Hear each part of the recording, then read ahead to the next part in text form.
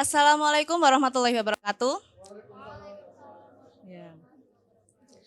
Selamat malam semuanya. Semoga sehat ya. Ini saya panggil Bapak Ibu, Mas Mbak atau adik-adik? Oh gitu ya. Oke. Saya panggil kakak-kakak aja ya. Oke, boleh. Selamat malam kakak-kakak semua. Ya. Pemirsa di YouTube, semoga selalu sehat ya. Senang sekali saya Divanul Fadzi Zahabia sebagai host pada malam hari ini dalam Ruang Gagasan dengan tema Anak Muda dalam Politik 2024 antara Pragmatisme, Oligarki, dan Harapan. Bicara mengenai pemilu 2024 bukan sekedar perayaan atau pesta rakyat biasa, melainkan penentu Indonesia selama 5 tahun mendatang. Tentunya, generasi milenial dan zilenial mengambil peran penting pada puncak perayaan pemilu tahun depan.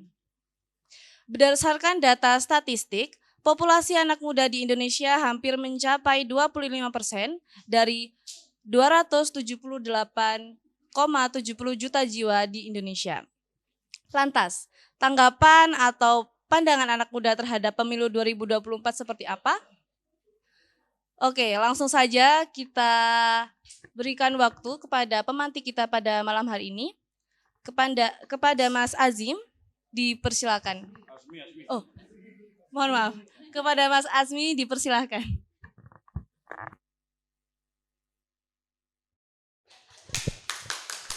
Jangan tepuk tangan, nanti saya tambah gugup. Assalamualaikum warahmatullahi wabarakatuh. Bismillahirrahmanirrahim. Selamat malam teman-teman semua. Jadi kalau Mbak pembawa acara tadi bingung mau manggil apa, sebenarnya saya pengen panggilnya tuh brosis gitu ya. Tapi saya takut dikira simpatisan. Jadi saya panggil teman-teman semua saja. Oke, pada acara malam ini terima kasih saya ucapkan kepada teman-teman di RBC Institute yang sudah menyelenggarakan acara yang seru malam hari ini. Terima kasih Pak Direktur, Mas Subhan, Mas Nafik, dan teman-teman di RBC. Saya juga bingung sebenarnya kenapa jadi pemantik malam ini gitu. Tapi ya karena senior yang meminta ya saya lakoni saja lah. Oke, saya punya sedikit PPT untuk mengantarkan diskusi kita. Saya diberi waktu 15 menit, tidak banyak, jadi saya ada sedikit PPT gitu ya. Biar saya tidak berbicara ke sana kemari, teman-teman.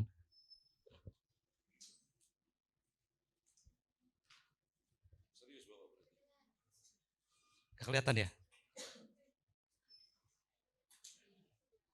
Oke, saya bawakan pengantar sedikit. Nah, oke. Next, boleh? Lanjut, Mbak. Nah, ini supaya adil tiga-tiganya saya masukkan. Nggak ada yang muda tapi pesan 3 capres kita kepada anak muda. Pertama ada Pak Prabowo yang ngomong anak muda harus menjadi pemimpin politik masa depan katanya. Ya benar sebenarnya gitu ya. Masuk akal ya.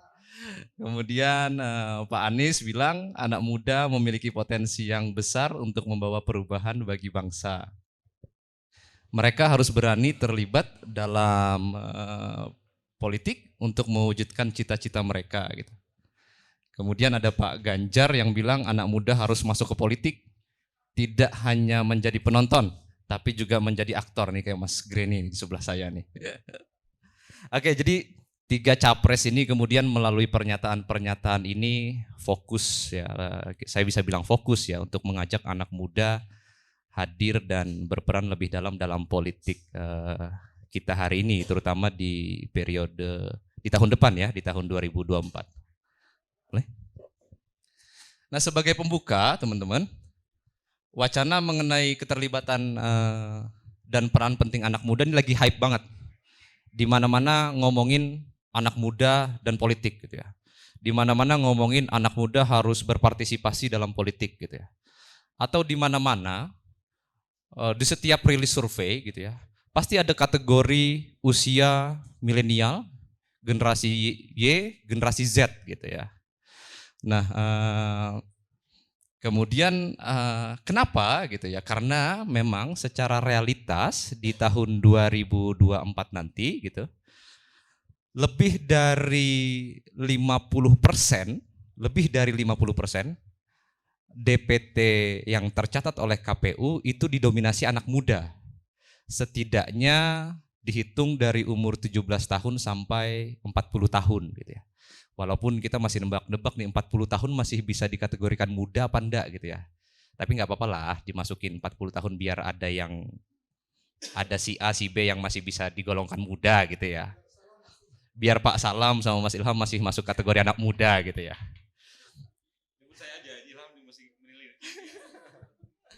Jadi sebenarnya secara usia itu juga bisa kita perdebatkan dan kita diskusikan gitu ya. Sekarang wacana anak muda itu umurnya 17 sampai 40 gitu. Walaupun juga saya tidak yakin 40 itu apakah masih muda gitu ya. Apakah kemudian yang berumur 40 tahun secara pikiran, secara selera, secara perilaku itu sama dengan anak-anak yang teman-teman yang masih berumur 17, 25, 30 gitu ya. Tapi oke lah untuk mengakomodasi orang-orang tua yang mau muda gitu ya. Oke, boleh dilanjut. Nah, sekarang saya langsung saja berbicara mengenai anak muda dan pragmatisme politik gitu. Melihat judul ini saya sebenarnya bertanya, judul ini mengarah ke masalah pragmatis atau oportunis gitu. Ini dua term yang berbeda secara teori gitu ya. Kalau berbicara di Indonesia secara budaya, konotasi pragmatis itu kepada perilaku yang negatif. Tapi secara literatur ilmiah gitu ya, kajian-kajian politik gitu ya, dalam jurnal-jurnal politik, pragmatis itu dianggap sebagai sebuah perilaku yang wajar dan baik gitu ya. Dan para ilmuwan memisahkan termnya dengan term oportunis gitu ya. Walaupun mirip-mirip gitu. Maka saya ingin membedah itu dulu gitu ya. Pragmatis dan oportunis ini secara konseptual, secara kata agar kita tidak salah paham gitu ya. Memang bermakna pada sebuah perilaku yang fokus dan mementingkan hasil. Fokus dan mementingkan tujuan gitu ya. Tapi bedanya antara pragmatis dan oportunis itu pada caranya gitu ya.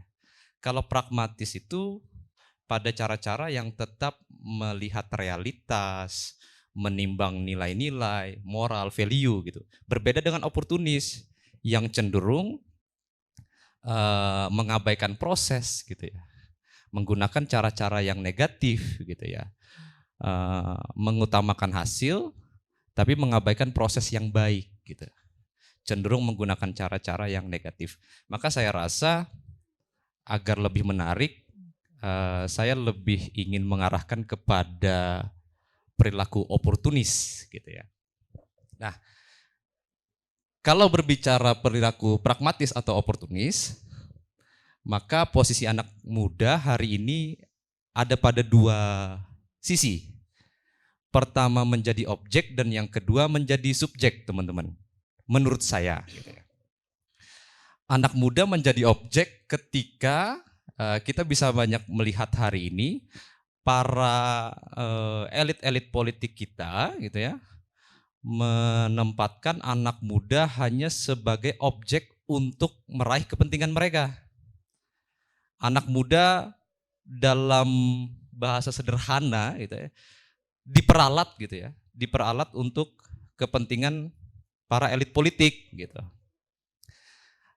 Dalam banyak kasus di Indonesia kita bisa sudah melihat ya, hari ini para elit politik senang menggunakan simbol-simbol yang dalam tanda kutip anak muda gitu ya, simbol-simbol muda gitu ya, menggunakan wacana-wacana pemuda gitu ya, untuk meraih simpati gitu ya, untuk meraih dukungan gitu ya, atau secara lebih lugas untuk meraih suara gitu.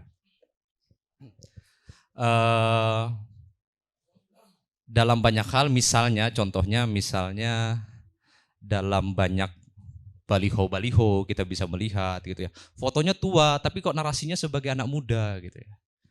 Atau kayak sebutlah Menpora kita yang lalu gitu ya. Muda enggak, olahragawan juga enggak gitu. Apa yang diharap gitu ya. Tapi labelnya pemuda gitu ya. Atau kalau anak muda identik dengan olahraga, Bang Ainur kayaknya nih lebih cocok menyoroti ini nih. Para elit politik itu dalam bidang olahraga sering mengcapture posisi-posisi penting di federasi, ya Bang ya. Pandangan saya, Bang Ainur ini kemarin agak kritis kemarin mengomentari soal PBSI ya, yang nirprestasi di Asian Games ya. Nah, entah kita sadari atau kita tidak sadari, banyak para elit-elit politik yang mencoba mengcapture kekuasaan melalui posisi-posisi penting di bidang olahraga. Misalnya, karena olahraga identik dengan anak muda. Misalnya menjadi ketua federasi, baik di level nasional ataupun pengurus provinsi ya di daerah-daerah gitu ya. Nah, dalam fenomena ini saya melihat anak muda itu dijadikan objek oportunis politik para elit gitu ya. Atau di posisi sebaliknya, anak muda menjadi subjek atau pelaku dari perilaku oportunis politik itu sendiri gitu ya. Kita bisa melihat agak kritis sedikit, saya mengomentari sebuah partai gitu ya, yang berdiri sekitar tahun 2016 atau 2017 gitu ya, yang dalam tanda kutip ini partai anak muda gitu ya, tapi akhirnya hari ini, dulu saya bersemangat, waktu itu saya masih bersekolah di Jogja dengan teman-teman di Gajah Mada itu waktu itu tertarik dengan partai ini gitu ya, karena kami masih muda pada saat itu gitu. Tapi pada akhir-akhir ini belakangan ini kok terlihat kehilangan arah gitu ya. Ya sebutlah partai P gitu ya, belakangnya I gitu ya. Nah, huruf tengahnya ditebak-tebak saja gitu ya. Nah, partai politik ini dalam contoh kasus ini, partai politik itu pondasinya adalah ideologi dan kaderisasi. Nah, kita bisa melihat perilaku partai politik ini yang kemudian cenderung keluar dari poros itu gitu ya, keluar dari poros kaderisasi, keluar dari poros kaderisasi ideologi gitu ya, di mana tiba-tiba dia mengcapture seseorang, lalu diposisikan karena dia muda dan famous gitu ya, populer, lalu diposisikan dalam posisi yang tinggi di partai itu gitu ya. Dan saya rasa itu merupakan contoh ketika anak muda menjadi subjek dalam politik oportunitas itu gitu. Politik oportunis maksud saya gitu ya. Di mana menghilangkan prinsip-prinsip proses dalam politik itu gitu ya. Nah, jadi kalau berbicara soal pragmatis, saya lebih cenderung kepada oportunis gitu ya, bukan pragmatis. Kalau pragmatis ya ideal-ideal saja ya. Kalau oportunis ini yang perlu dikritisi gitu ya. Anak muda dalam posisi objek atau subjek, menjadi objek oportunis para elit politik, atau yang paling menyedihkan juga dia menjadi pelaku gitu ya dari perilaku oportunis ini gitu ya. Itu yang bisa saya lihat ketika berbicara anak muda dan pragmatisme politik. Lanjut. Kemudian di tema itu kita juga berbicara mengenai oligarki.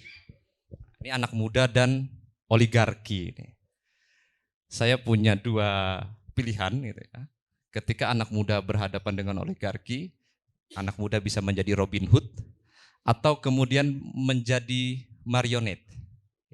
Marionet itu apa? Teater boneka yang digerakkan oleh tangan-tangan manusia gitu. Nah, berbicara oligarki, kita juga perlu meluruskan definisi oligarki gitu ya. Orang Indonesia hanya beranggapan bahwa orang oligarki itu orang-orang kaya gitu ya. Secara konseptual, oligarki itu bermakna orang kaya yang punya kekayaan di atas rata-rata orang kaya, gitu ya. Orang kaya minoritas, dia sifatnya minoritas. Orang kaya itu minoritas, tapi oligarki ini lebih minoritas lagi. Dia orang kaya yang mempunyai kekayaan di atas rata-rata kekayaan orang kaya, yang kemudian mencoba masuk ke politik, mencoba masuk ke dunia perpolitikan dengan tujuan mempertahankan kekayaannya. Nah, dalam kondisi seperti ini, anak muda dihadapkan dalam dua kondisi, menjadi Robin Hood atau menjadi marionet.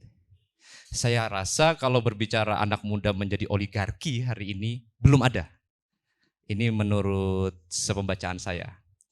Anak muda banyak sih hari ini yang dibilang crazy rich ya. Tapi belum menyentuh pada level oligarki. Belum menyentuh pada level oligar. Levelnya belum nyampe gitu. Crazy rich itu kan hanya ya berapa sih paling gitu ya. Ya kaya gitu, tapi sekalian pamer gitu ya. Tapi belum menyentuh sampai kepada label oligarki gitu. Maka kecenderungannya menurut saya berhadapan dengan oligarki, pertama anak muda bisa jadi marionet atau boneka oligarki.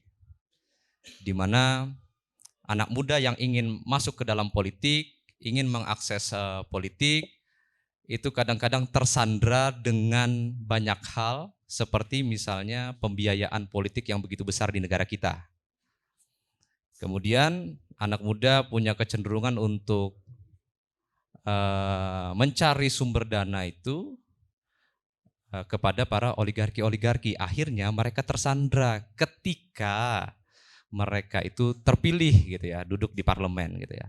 Maka anak muda akan menjadi kepanjangan tangan para oligarki gitu ya, yang mencoba masuk ke dalam sistem politik melalui anak muda tadi untuk mengakses kebijakan-kebijakan, memanipulasi kebijakan-kebijakan agar sesuai dengan kepentingan para oligarki gitu ya.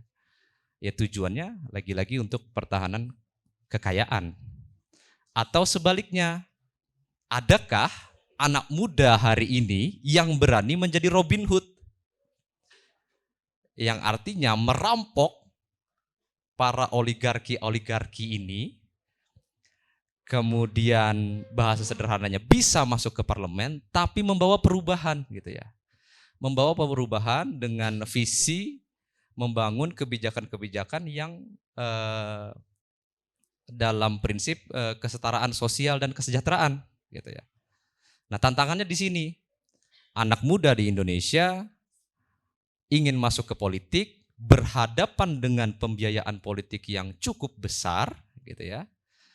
Akan berhadapan dengan dua kemungkinan, menjadi kaki tangan para oligar atau berani menjadi Robin Hood, merampok dari para oligarki itu, memanfaatkan oligarki itu untuk duduk di parlemen, namun ketika di parlemen anak muda membawa perubahan gitu ya. Membangun kebijakan-kebijakan yang berprinsip pada kesetaraan, kesejahteraan dan sosial gitu. Jadi ini dua kondisi yang lumayan rumit dihadapi anak muda hari ini gitu ya.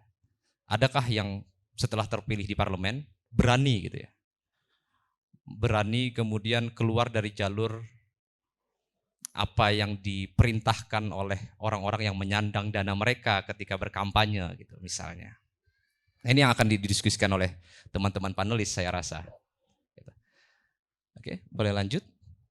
Nah, sekarang mengenai harapan perubahan, ketika berbicara mengenai oportunis dan oligarki tadi itu, maka saya mengajukan dua pertanyaan kepada para panelis nanti gitu. Optimis apa pesimis melihat peluang anak muda hari ini? Memang secara jumlah anak muda banyak sekali, lebih dari 50% DPT gitu. Tapi apakah kemudian pertama berani merubah diri mereka, mindset berpikir mereka agar lebih pragmatis, tidak oportunis gitu ya. Dan kemudian apakah anak muda berani menjadi Robin Hood melawan para oligarki-oligarki yang dalam tanda kutip hari ini sangat mengerikan di perpolitikan Indonesia. kita bisa optimis atau pesimis melihat kondisi itu. Pertanyaan itu yang akan saya lemparkan juga kepada para panelis kita hari ini. Karena saya hanya mengantarkan diskusi, diberi waktu 15 menit, saya rasa cukup. Terima kasih teman-teman, kurang lebihnya saya mohon maaf. Assalamualaikum warahmatullahi wabarakatuh. Wah, menarik sekali tadi yang disampaikan oleh Mas Asmi. Menanggapi apa yang disampaikan oleh Mas Asmi tadi terkait politik oportunis sehingga menyebabkan anak muda sebagai subjek. Itu mungkin bisa ditanggapi oleh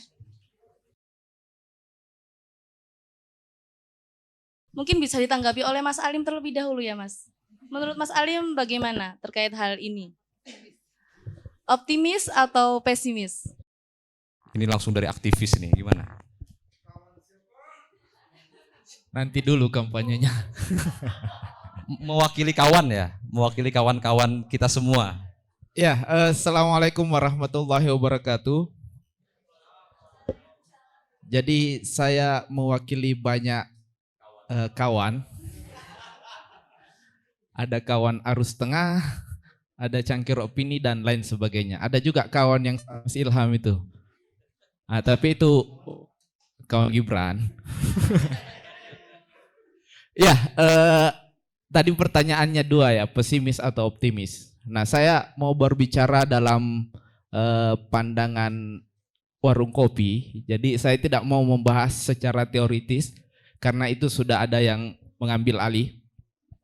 Jadi kalau kemudian diberikan pertanyaan itu mungkin untuk sementara saya masih jawab pesimis ya. Kenapa pesimis begini? Dalam konstelasi politik, kalau kemudian anak muda hanya menjadi simbol atau narasi para politikus, itu maka anak muda tidak akan bisa mengambil peran.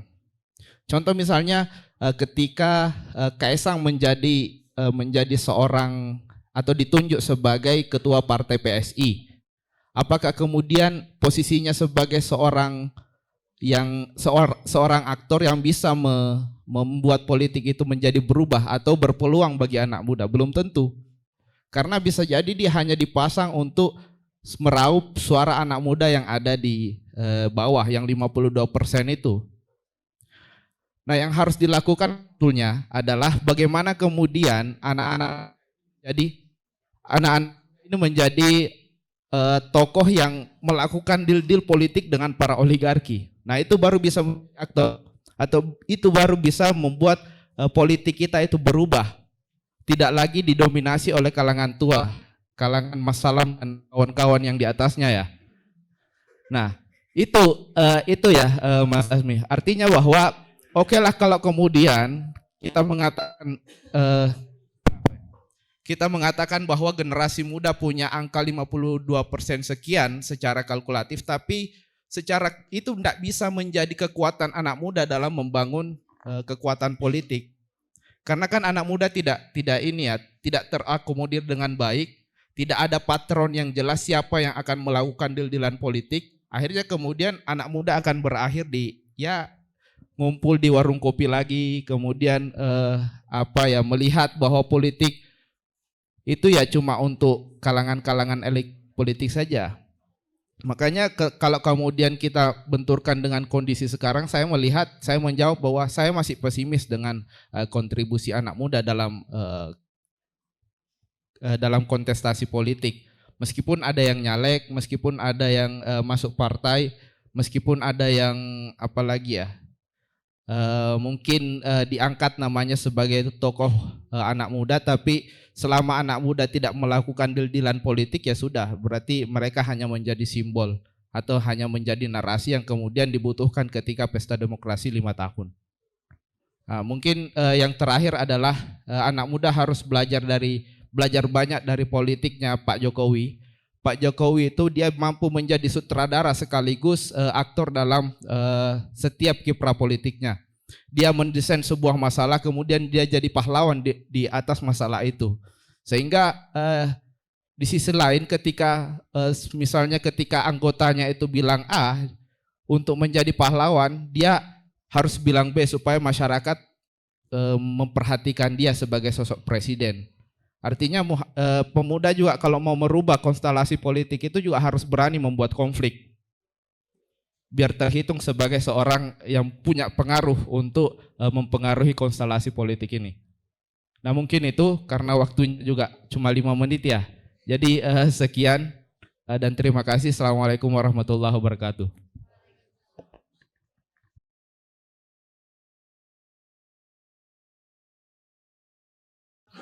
Oke.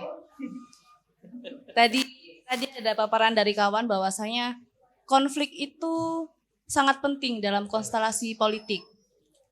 Oke. Menanggapi hal ini, saya jadi teringat dengan kalimat dinasti politik. Bagaimana menurut Mas Alim terkait hal ini? Ya, kalau di negara demokrasi itu nggak berlaku ya dinasti politik itu. Harusnya berlakunya dinasti politik itu di negara seperti Arab Saudi yang menerapkan sistem pemerintahan kerajaan. Karena memang dari awal secara konsep ya dia menyiapkan keturunan. Kalau kemudian di Indonesia meskipun dia anak presiden kan belum tentu itu politik dinasti berlaku. Siapa tahu dia tidak kepilih kan, cuma sampai nyalon aja. Artinya kayaknya kita nggak bisa menyamakan itu dengan negara-negara yang memang menganut sistem sistem monarki dalam pemerintahan, sehingga politik dinasti bagi saya tidak tepat untuk di negara demokrasi. Nah itu obrolan warung kopi, nggak tahu kalau kampus ya. Obrolan warung kopi. Oke, kita langsung geser aja ke Mas Ilham. Oke. Ke Mas Greni aja ya. Ke Mas Greni. Bagaimana peran anak muda dalam konstelasi politik saat ini? Mas Greni itu optimis atau pesimis menanggapi hal ini? Baik. Bismillah, assalamualaikum warahmatullahi wabarakatuh. Yang pertama, kalau tanya masalah optimis, kalau saya nggak optimis nggak mungkin nyalek lah. Gitu. Artinya bahkan saya mau sampaikan, diskusi ini akan konkret dan hipotesa semua yang disampaikan teman-teman hari ini akan konkret juga kalau saya jadi dulu dapil 1 begitu loh. Begitu. Konkret itu.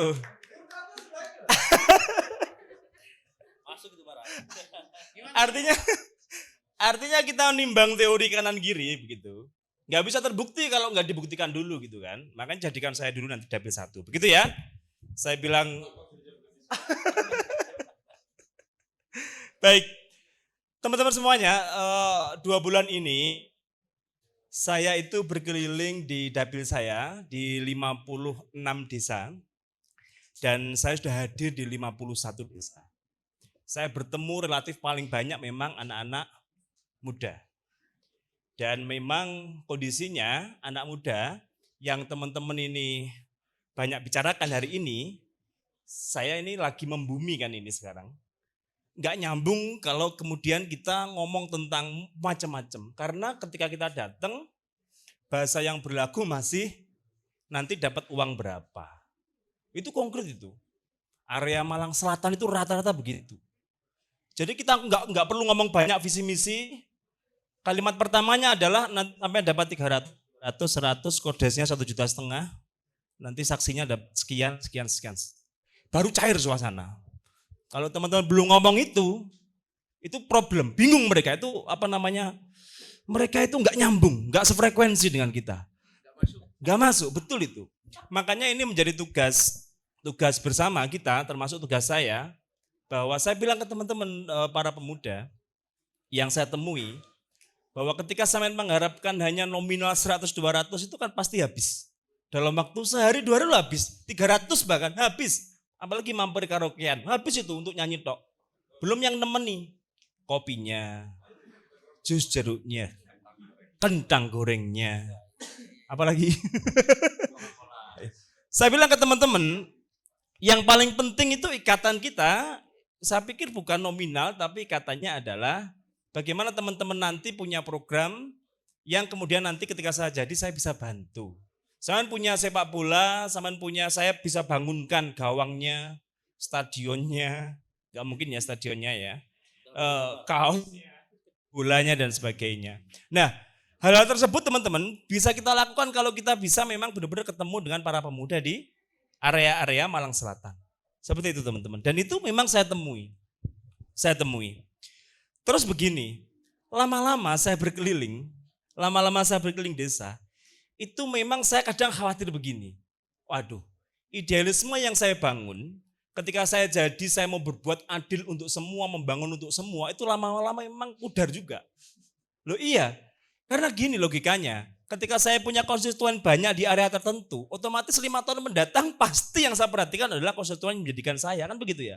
Itu sudah sunatullah itu. Cuman ternyata itu pun adil ternyata. Kenapa?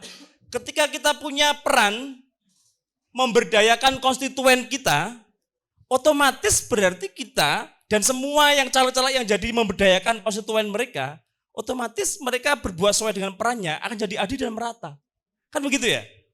Masalahnya satu, anggota DPRD Kabupaten Malang itu yang muda, itu hanya 2 orang tok. Kalau kita ingin ikuti indikator usia muda Departemen Kesehatan. Usia muda itu, Departemen Kesehatan itu 18 sampai 45 tahun. Departemen Kesehatan Republik Indonesia loh ya. 18 sampai 45 tahun itu usia muda. Nah makanya saya itu sedih kalau ada orang-orang tua nyalek lalu bilang saya ini tua, tapi semangatnya muda. Tua ya tua saja gitu loh mas saya. Harusnya gantian. Gantian siapa? Saya lah. Gitu ya. Makanya saya mau pesan satu hal teman-teman. Kalau teman-teman nggak mau oportunis atau digunakan sebagai boneka tadi, ya harusnya teman-teman mendukung caleg yang usianya di bawah 45 tahun.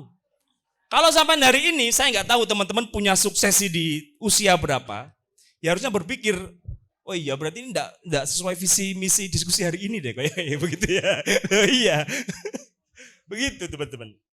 Karena bahasa-bahasa itu kan sering kita dengar, masih tua tapi usia semangatnya muda. Ya, kalau tua saja lah. Maksud saya usia 60 itu waktunya sujud yang banyak-banyak ya. Mikir akhirat begitu harusnya. Ini pesan juga buat teman-teman caleg di Dapil 1 ya. Segera bertobatlah, mumpung besok belum DCT ya. Serahkan pada yang muda-muda. Saya lanjutkan. Yang terakhir tentang ini ya, tentang situasi politik nasional. Saya pikir teman-teman ada yang sudah menganalisa, hanya pandangan saya begini, dinasti contohnya tentang dinasti. Ya memang nggak berlaku, selain nggak berlaku kan boleh-boleh saja lah anak presiden nyalonkan wakil presiden kan begitu ya. Wong saya aja, keluarga saya guru tapi nggak disebut dinasti guru kan gitu. Ayah saya itu guru, kepala sekolah, mertua saya guru. Anaknya lagi guru, adik saya guru les-lesan. Meskipun punya banyak cabang. Guru semuanya, nggak ada orang yang menyebut saya dinasti guru. Nggak ada, nggak apa-apa. Toh itu menurut saya memang terlepas dari di sini ada pendukungnya kawan Gibran apa tidak. Yang paling penting begini loh. Gibran itu menurut saya berhasil mengambil peran ini. Anak presiden yang lain itu gagal termasuk ketua umum saya gitu loh. AHY itu loh. AHY itu melaku setahun gitu ya. Jalan berdua kemudian dia itu bisa menemani tapi nggak bisa memiliki kan gitu ya. Kasihan banget AHY itu, makanya kita pilih Demokrat semuanya nanti. Kasihan dia itu ya. Artinya maksud saya, masih sampean anaknya siapa, tapi kalau teman-teman nggak punya pengaruh dan bermain di sana, ya nggak akan jadi cawapres begitu loh. Berarti Gibran ini memang berhasil dan pinter gitu. Entah yang pinter Gibran atau bapaknya atau siapa, saya nggak tahu. Yang penting berhasil aja udah luar biasa. Atau kornasnya, saya nggak tahu. Saya pikir itu teman-teman semuanya. Yang jelas begini, saya senang sekali dengan diskusi hari ini. Sebenarnya butuh masukan sembari mengembalikan saya. Kenapa? Karena kalau bermain langsung tarung di selatan itu kita benar-benar dihadapkan dengan kejam banget ya, dunia ini kejam banget, dunia politik di selatan itu. Jadi saya masih durung lapo-lapo sudah berkali-kali dikhianati. Kalau khianat omongan aja gampang, kalau sudah nominal itu yang berat ya kan. Karena saya nggak kaya-kaya banget juga begitu. Saya pikir itu teman-teman semuanya, bismillah kita harapkan Ya 2024 itu kalau 52% pemilih pemuda, seharusnya yang jadi anggota dewan itu 25 orang harusnya.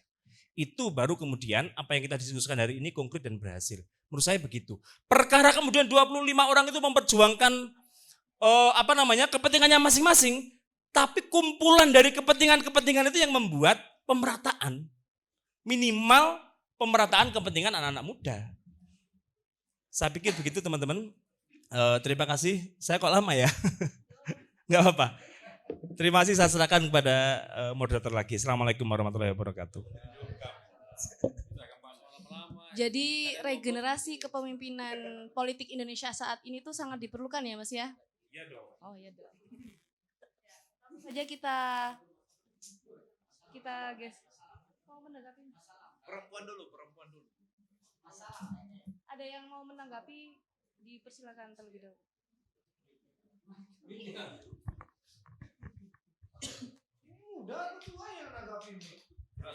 Lebih tua salam lah. Ya, enggak, saya cuma, mohon maaf karena baru datang, enggak juga baru sih. Saya cuma pengen memprovokasi saja bahwa ketika kita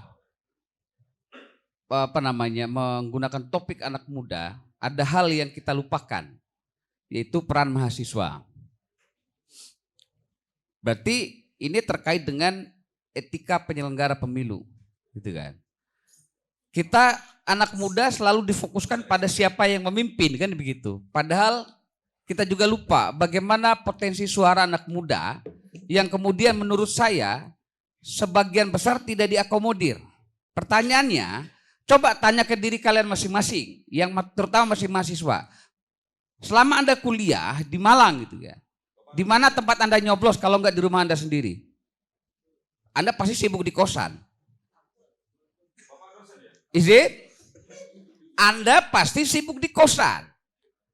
Atau Anda sibuk jadi surveyor, sibuk jadi pengawas pemilu. Pernahkah Anda nyoblos? Pernah nggak Anda nyoblos gitu? Ini saya mengetuk hati nurani kawan-kawan semua. Ini karena terkait dengan tidak adanya saluran yang bisa yang dibuat oleh penyelenggara pemilu. Misalnya harusnya ada TPS di kampus. Iya kan, tinggal nunggu kampus. Ini kemudian bisa digunakan untuk mengakomodir potensi suara anak muda yang jadi mahasiswa itu. Gak usah jauh-jauh gitu kan. Tanyakan diri sendiri, berapa kali Anda nyoblos? Selama Anda 17 tahun sampai sekarang, selama Anda berada di kampus, berapa kali nyoblos? Is it? Make sense kan? Ya. Harusnya negara paham itu gitu kan. Menyediakan TPS. Melibatkan ya sebagai KPPS juga, kenapa tidak gitu kan? Fungsinya adalah mengakomodir suara yang tidak pernah bisa disentuh. Iya, suara manusia-manusia yang penuh dengan kritis. Iya kan? Suara manusia-manusia yang masih idealis, gitu kan? Dengan pendapatnya sendiri. Suara-suara manusia yang tidak punya patron. Ya enggak? Nah, kita harusnya menggoyang itu gitu kan. Menggoyang supaya pemerintah bikin dong TPS di kampus-kampus. Ya, itu provokasi saya malam hari ini. Yang kedua, terkait dengan politik dinasti, saya sepakat dengan Masnya siapa, kebetulan beliau ini adalah, saya kok tadi ingat ini siapa beliau ini ya. Ternyata beliau ustadznya anak saya. Karena kemarin habis menceramah waktu orang tua, pertemuan orang tua pertama, penjengukan pertama. Iya. Iya, beliau ini yang ini Al-Amin, Pondok Pesantren MBS Al-Amin. Hebat beliau ini. Berarti wajib didukung beliau nih ya. Iya, wajib didukung. Iya. Enggak, saya terkait menanggapi politik dinasti. Jadi gini, mau di negara demokrasi, mau enggak di negara demokrasi, sama saja. Hillary Clinton itu siapa? Hillary Clinton siapa? Istrinya Bill Clinton. Amerika loh itu. Dinasti gak itu? Dinasti. Siapa kemudian Benigno Aquino? Corazon Aquino gitu kan. Bongbong anaknya siapa? Marcos gitu kan, Marcos Junior atau Bongbong. Iya. Saya rasa clear ya menurut saya sih gitu kan. Politik dinasti itu akan menjadi haram kalau kemudian dinasti yang diturunkan itu adalah tidak memiliki kualitas. Tapi kalau dia punya kualitas, so what? Itu kan, Hillary Clinton itu jawaban. Itu kan, Benigno Aquino itu jawaban. Megawati adalah jawaban. Siapa yang mau di luar, saya bukan pro Megawati, pro siapa enggak. Tapi lihat penokohan, Gus Dur siapa? Begitu kan? Kalau mau ngomong dinasti loh ya, dinasti NU atau itu, begitu kan? Oke. Megawati siapa? Saya rasa dinasti itu akan menjadi haram dalam topik-topik politik kalau penerusnya adalah orang yang tidak berkualitas. Tapi kalau dia berkualitas, so what? Selama dia bisa menunjukkan kepemimpinan yang lebih baik. Menurut saya sudah confirm ya gitu kan, bahwa politik dinasti itu hanya menjadi isu yang akan menjadi gorengan gitu kan ya, yang akan menjadi taktik politik untuk menjatuhkan lawan gitu kan. Sementara misalnya gini, kalau kualitas anak dari siapapun presiden sebelumnya atau pemimpin-pemimpin sebelumnya gitu kan, dia menunjukkan kualitas yang baik, kepemimpinan yang baik gitu kan, saya rasa tidak pantas gitu kan kita memainkan isu dinasti gitu kan ya. Dan dalam politik is politik. Tidak ada yang namanya morality dalam politik gitu kan. Machiavelli udah ngomong begitu toh, gitu. Machiavelli udah ngomong begitu, apapun bisa dipakai kok, gitu. Jadi kalau politik ya politik, tidak boleh baper. Harusnya hari ini pemuda tidak boleh baper. Gitu ya. Terima kasih banyak. Demikian provokasi saya. Assalamualaikum warahmatullahi wabarakatuh. Oke, sebelum kita menanggapi provokasi yang tadi, mungkin kita bisa lihat kondisi lapangannya dulu ya. Kepada Mas Salam dipersilahkan.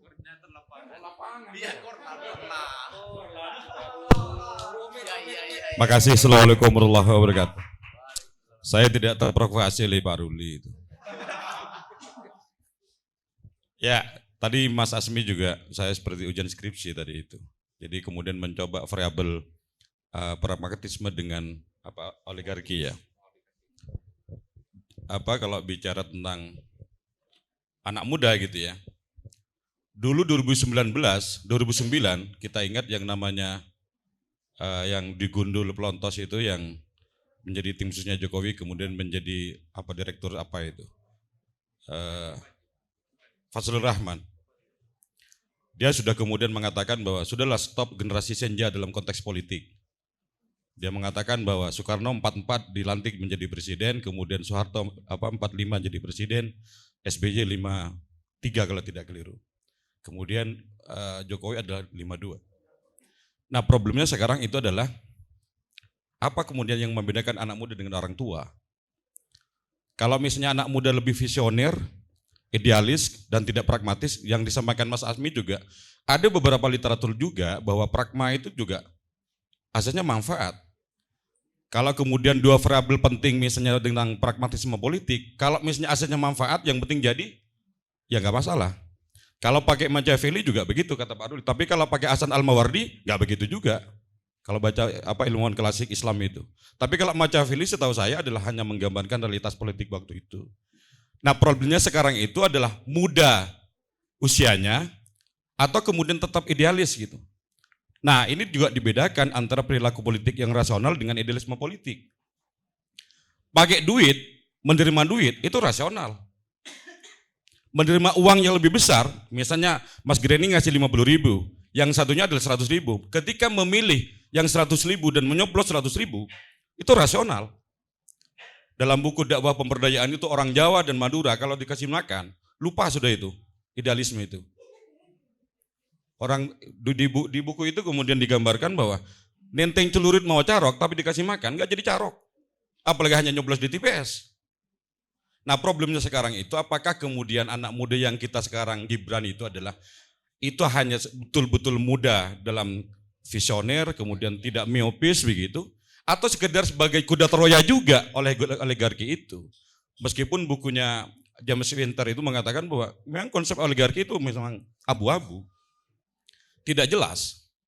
Tetapi kalau ada segelintir orang yang kemudian menguasai aset dan bisa kemudian menghegemoni banyak orang, nah itu adalah segelintir elit juga yang di satu sisi dianggap oligarkis juga.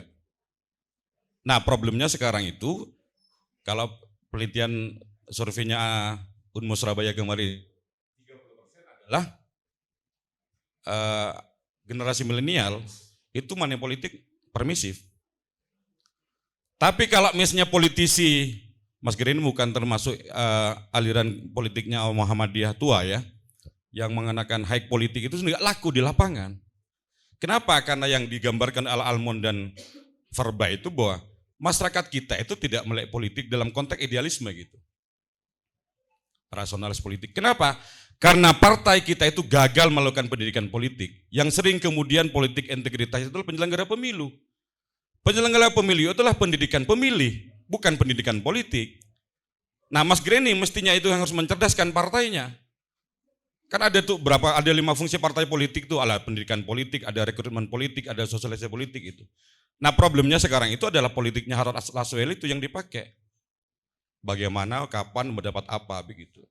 Nah oleh karena itu kemudian kalau di breakdown bahwa rasionalitas politik itulah yang kemudian dipakai oleh orang Indonesia.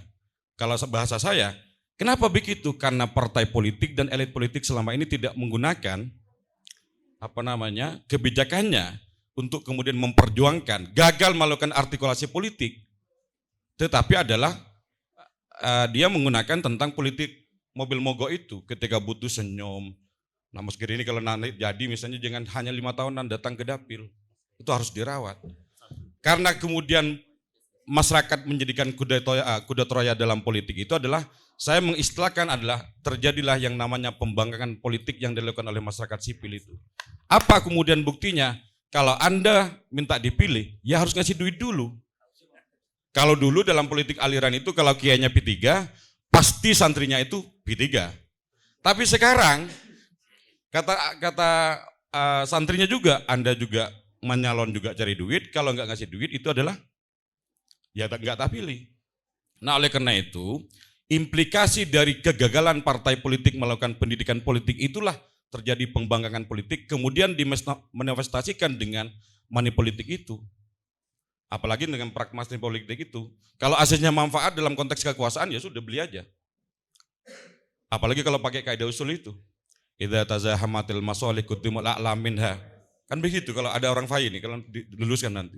Apabila kebaikan ketemu digaibkan, ambil yang paling baik begitu. Wa idza tazahamatil mafasid qudimul akhwafu minha begitu. Ketika keburukan ketemu, kalau lebih berkualitas Mas Greni dari yang lain, ya lebih pilih Mas Greni, kan begitu kira-kira itu. Ketimbang yang lain. Kalau kemudian misalnya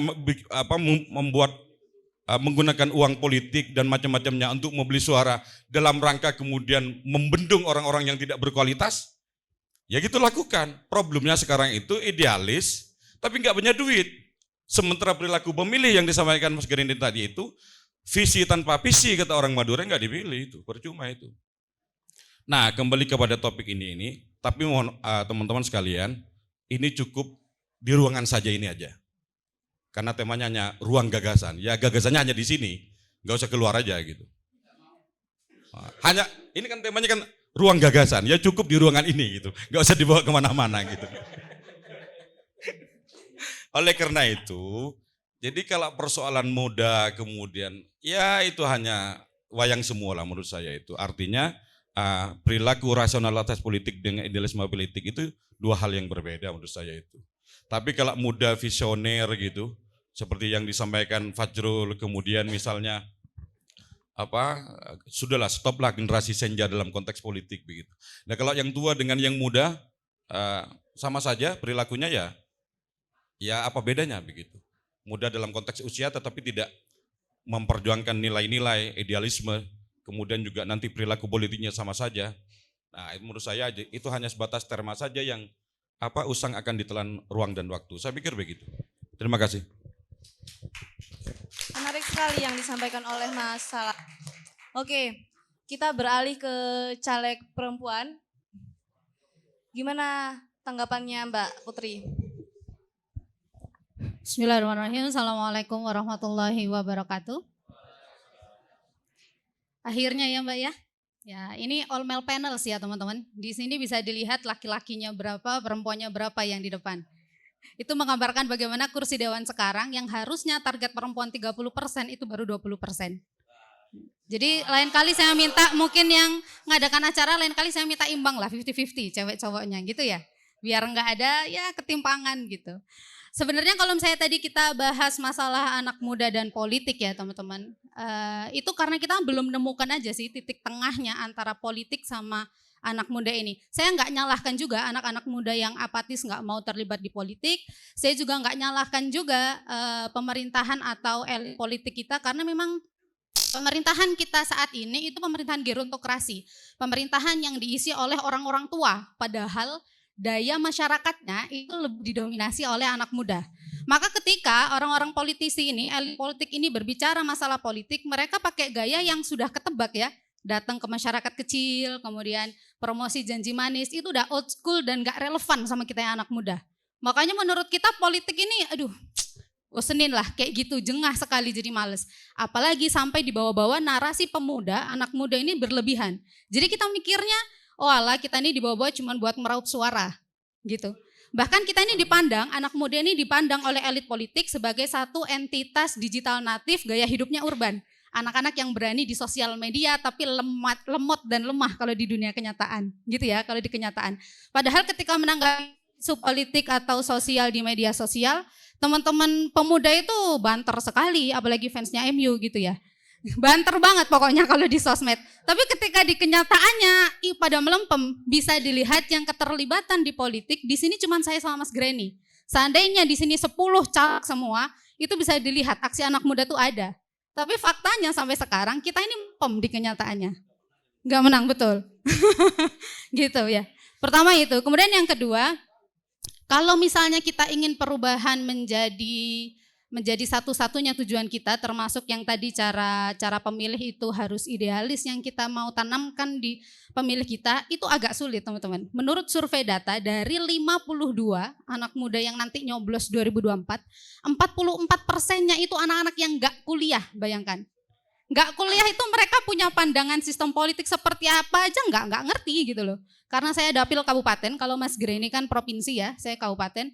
Yang saya hampiri teman-teman di kabupaten itu, ya yang saya hampiri di kabupaten itu teman-teman ketika saya bilang, Mas kalau misalnya ada caleg yang ngasih sampean ini amplop, misalnya 100.000 atau 200.000 sama saya yang datang bantu sampean sampai berdikari secara finansial, kira-kira mana yang sampean pilih?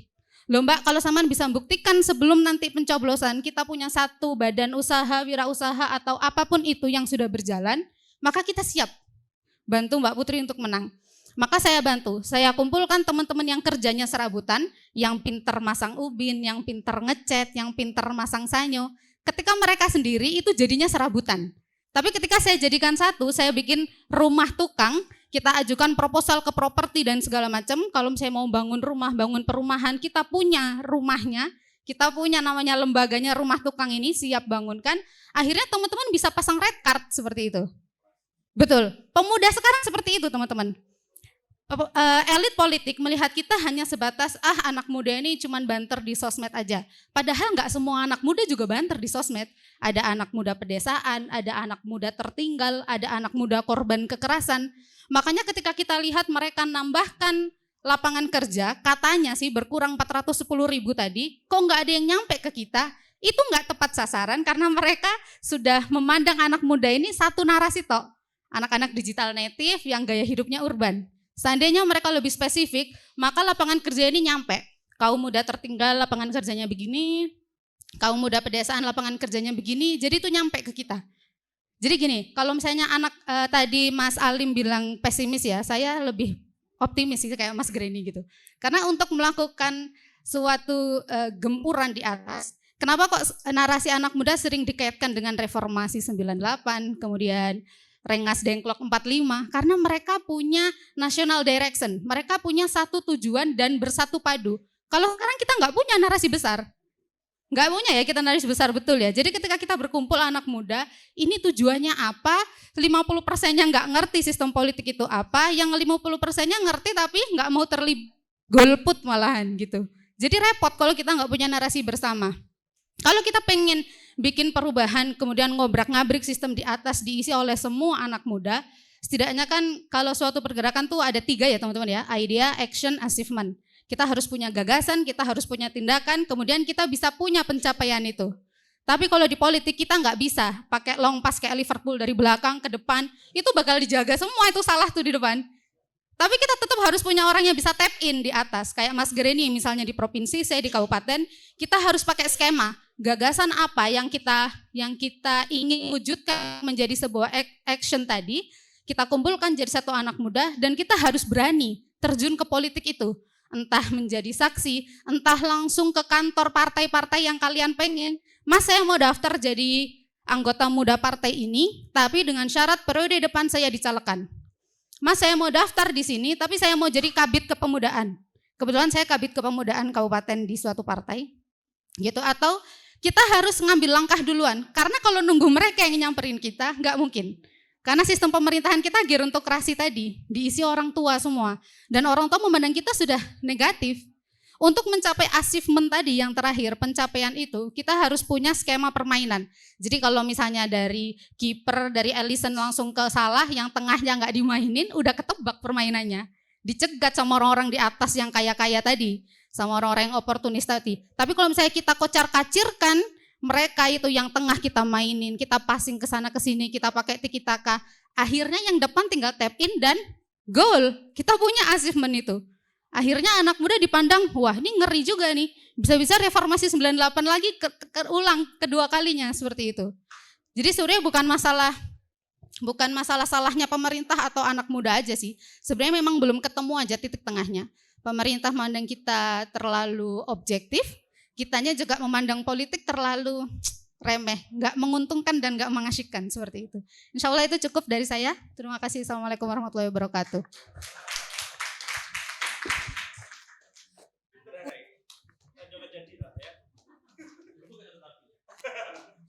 Anak muda harus mau membaur dan mendidik seperti itu ya. Dengarkan tanggapan dari aktivis mahasiswa pada Mas Yogi, dipersilahkan. Aku Presma UMM. Ya, assalamualaikum warahmatullahi wabarakatuh semuanya. Yang terhormat kakanda-kakanda dan ayunda-ayunda ya semuanya. Ya, di sini juga sebagai perwakilan mahasiswa ya, dan juga di antara panelis yang ada di sini, saya yang paling muda teman-teman. Saya yang paling muda dan juga saya sebagai perwakilan mahasiswa. Nah, selain menjadi ketua BEM, saya juga selaku ketua bidang advokasi dan gerakan BEM Malang Raya. Dan juga kami dari BEM Malang Raya, dari Brawijaya, dari UIN, dari UMM, kami pun sudah meriset di tahun 2024, kami pun ikut berperan terkait dengan politik pemilu 2024 pada nantinya. Nah, karena perwakilan sebagai mahasiswa, ya, saya akan menanggapi terkait dengan tema besar kita pada hari ini, yaitu anak muda dalam politik 2024.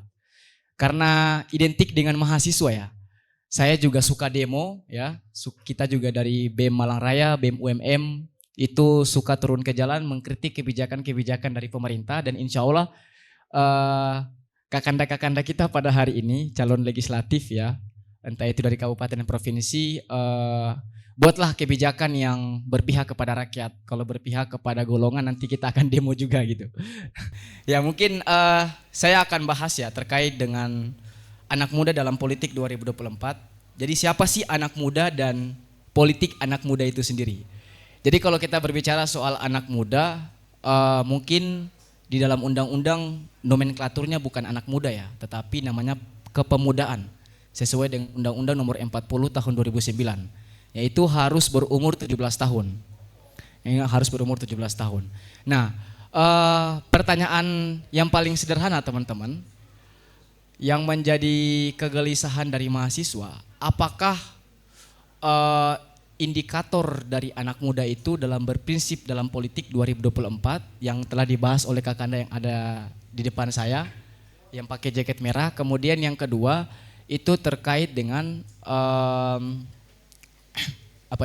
terkait dengan apakah peran anak muda terkait dengan politik ini diwakilkan oleh anak muda. Karena yang saya lihat kaum tua pun mengemukakan gagasan terkait dengan anak muda. Jadi kita nggak bisa mengemukakan bahwa anak muda berbicara soal gagasan, ya bicara soal gagasan itu diwakilkan oleh anak muda itu sendiri. Kaum tua pun bisa mengemukakan terkait dengan gagasan-gagasan anak muda. Nah, saya akan mengemukakan yang menjadi kegelisahan dari anak muda terkait dengan politik tahun 2024, khususnya mahasiswa, itu ada 3. Yang pertama adalah usia, yang kedua adalah produktivitas, dan yang ketiga yang paling penting itu terkait dengan kegelisahan dari mahasiswa itu sendiri. Nah, usia. Nah, yang menjadi urgensi terkait dengan politik pada hari ini kan berdasarkan juga putusan MK ya, putusan MK pada hari ini kalau kita bicara calon eksekutif, Gibran misalnya. Nah itu kan membahas banyak terkait dengan usia. Kemudian yang kedua adalah produktivitas. Nah yang ketiga adalah kegelisahan. Nah kegelisahan ini sangat banyak teman-teman yang terjadi di tanah lingkungan. Misalnya seperti minimnya kebebasan berpendapat, pendidikan yang kurang merata. Nah itu adalah kegelisahan dari anak muda terkait dengan politik tahun 2024. Nah pertanyaannya apakah optimisme? Bagi saya sangat optimis ketika anak muda berperan pada tahun 2024 karena dengan anak muda lah akan meluruskan bangsa hari ini. Mungkin itu saja tanggapan dari saya terkait dengan penjelasan pemateri dari kakanda-kakanda kita pada hari ini. Wassalamualaikum warahmatullahi wabarakatuh. Terima kasih. Kita bergeser ke aktivis yang ini mungkin terlampau tua gitu ya. Kepada Mas Seka dipersilakan. Ini bukan tua, muda periode akhir. Ya, muda periode akhir. Ya lebih tua dari. Sama kayak Pak Salam tadi. Oh iya. Kaum milenial. Enggak apa-apa, memang sudah tua. Tapi Gus Durian mengambil jalur yang berbeda dari politik. Gus Durian tidak berpolitik praktis, tetapi lebih ke politik kemanusiaan. Bisa dibilang seperti itu karena kita ada Gus Durian peduli dan Gus Durian keberagaman. Nah, di sini kita kalau untuk pragmatis dan oligarki, monggo lah yang politik-politik. Tapi harapan Gus Durian khususnya di Malang ini menjadi poros nasional. Artinya kita itu berharap bisa mempribumisasi lewat budaya melalui seni, budaya dan macam-macam lagu seperti itu.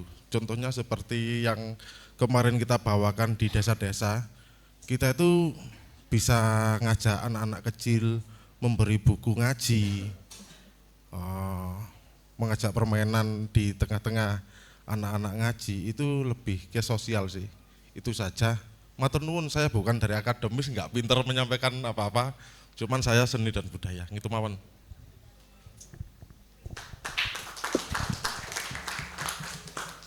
Politik budaya, Mas ya.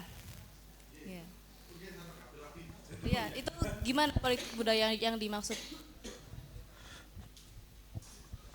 Kita lebih menyadarkan bahwa di atas politik itu yang lebih penting adalah kemanusiaan.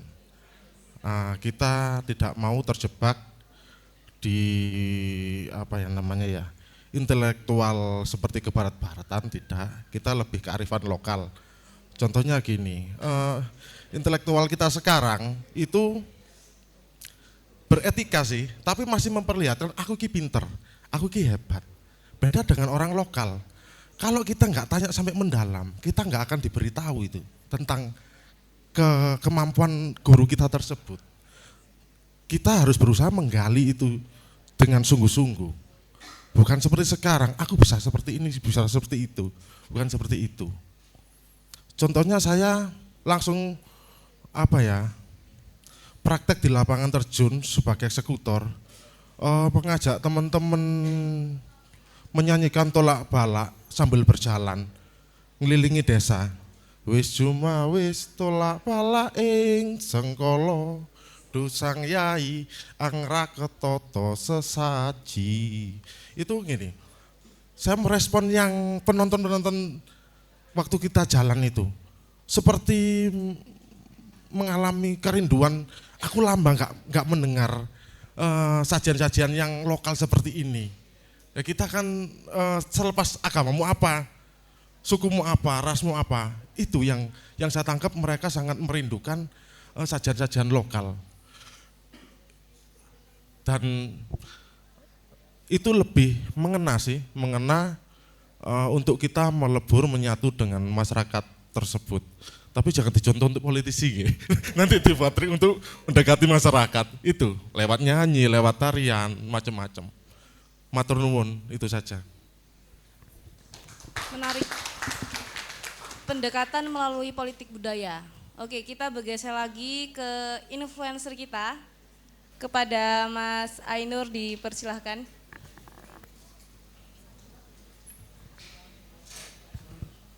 Iya, terima kasih kesempatannya. Nama saya Ainur. Influencer menarik sih sebenarnya. Anak muda perannya dalam politik tahun 2024 gitu. Nah selama ini apa peran utama anak muda ini udah sering dibahas dalam sepanjang sejarah kita sebagai bangsa gitu ya. Misalnya Soekarno mendirikan PNI ketika dia berusia 26 tahun gitu. Lalu Semaun menjadi ketua pertama PKI ketika dia berusia 17 tahun atau 18 tahun. 16 tahun sudah mulai ikut dalam aktivisme politik dan gerakan, lalu menjadi sosok yang penting dalam perlawanan non kooperatif melawan penjajahan Belanda dan lain-lain.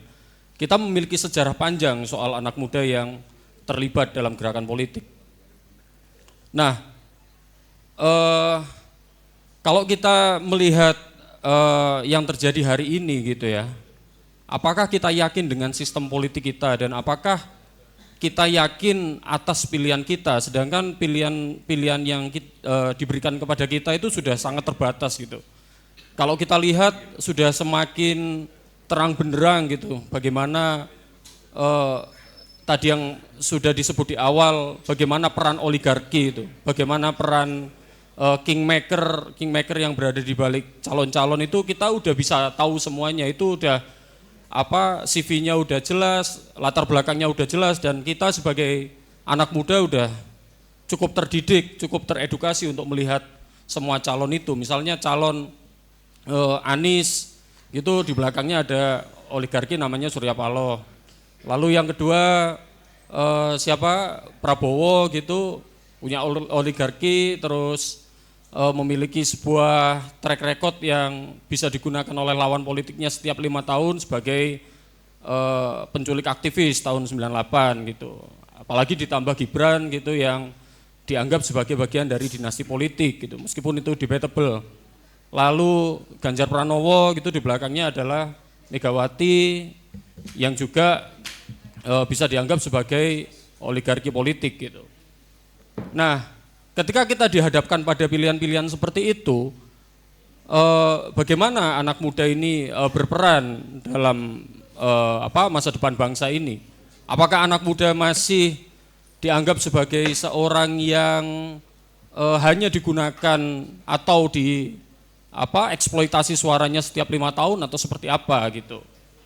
Nah, kalau kita berbicara atau berbagi pengalaman di berbagai negara gitu, misalnya aktivisme di Hong Kong, aktivisme di Mesir, aktivisme di Israel bahkan. Nah itu luar biasa aktivismenya, aktivisme yang dimulai di media sosial, begitu kuat, begitu nyata dan menjadi sebuah pressure group yang luar biasa gitu. Misalnya di Mesir gitu, ada gerakan namanya 6 April gitu, 6 April yang di organizer atau di organisasi melalui Twitter, melalui Facebook, melalui Flickr dan lain-lain, Skype, berisi 70.000 anak muda waktu itu, lalu memberikan sebuah sebuah kekuatan yang menekan pemerintah untuk tidak melakukan praktek yang nepotis, tidak melakukan praktek yang koruptif dan lain-lain. Setiap hari berbagi gagasan, berbagi debat yang luar biasa, dan mereka menjadi benar-benar pressure group yang menjadi perimbangan di pemerintahan Mesir pada waktu itu. Lalu kemudian terinspirasi dari Mesir, ada gerakan di Serbia yang menurunkan Presiden Slobodan Milošević dengan non-violence gitu, tanpa kekerasan, juga diorganisir oleh anak muda gitu, yang basisnya lewat media sosial gitu. Lalu di Hong Kong ada aktivis namanya Joshua Wong gitu. Lalu di berbagai negara banyak yang diinisiasi lewat gerakan media sosial.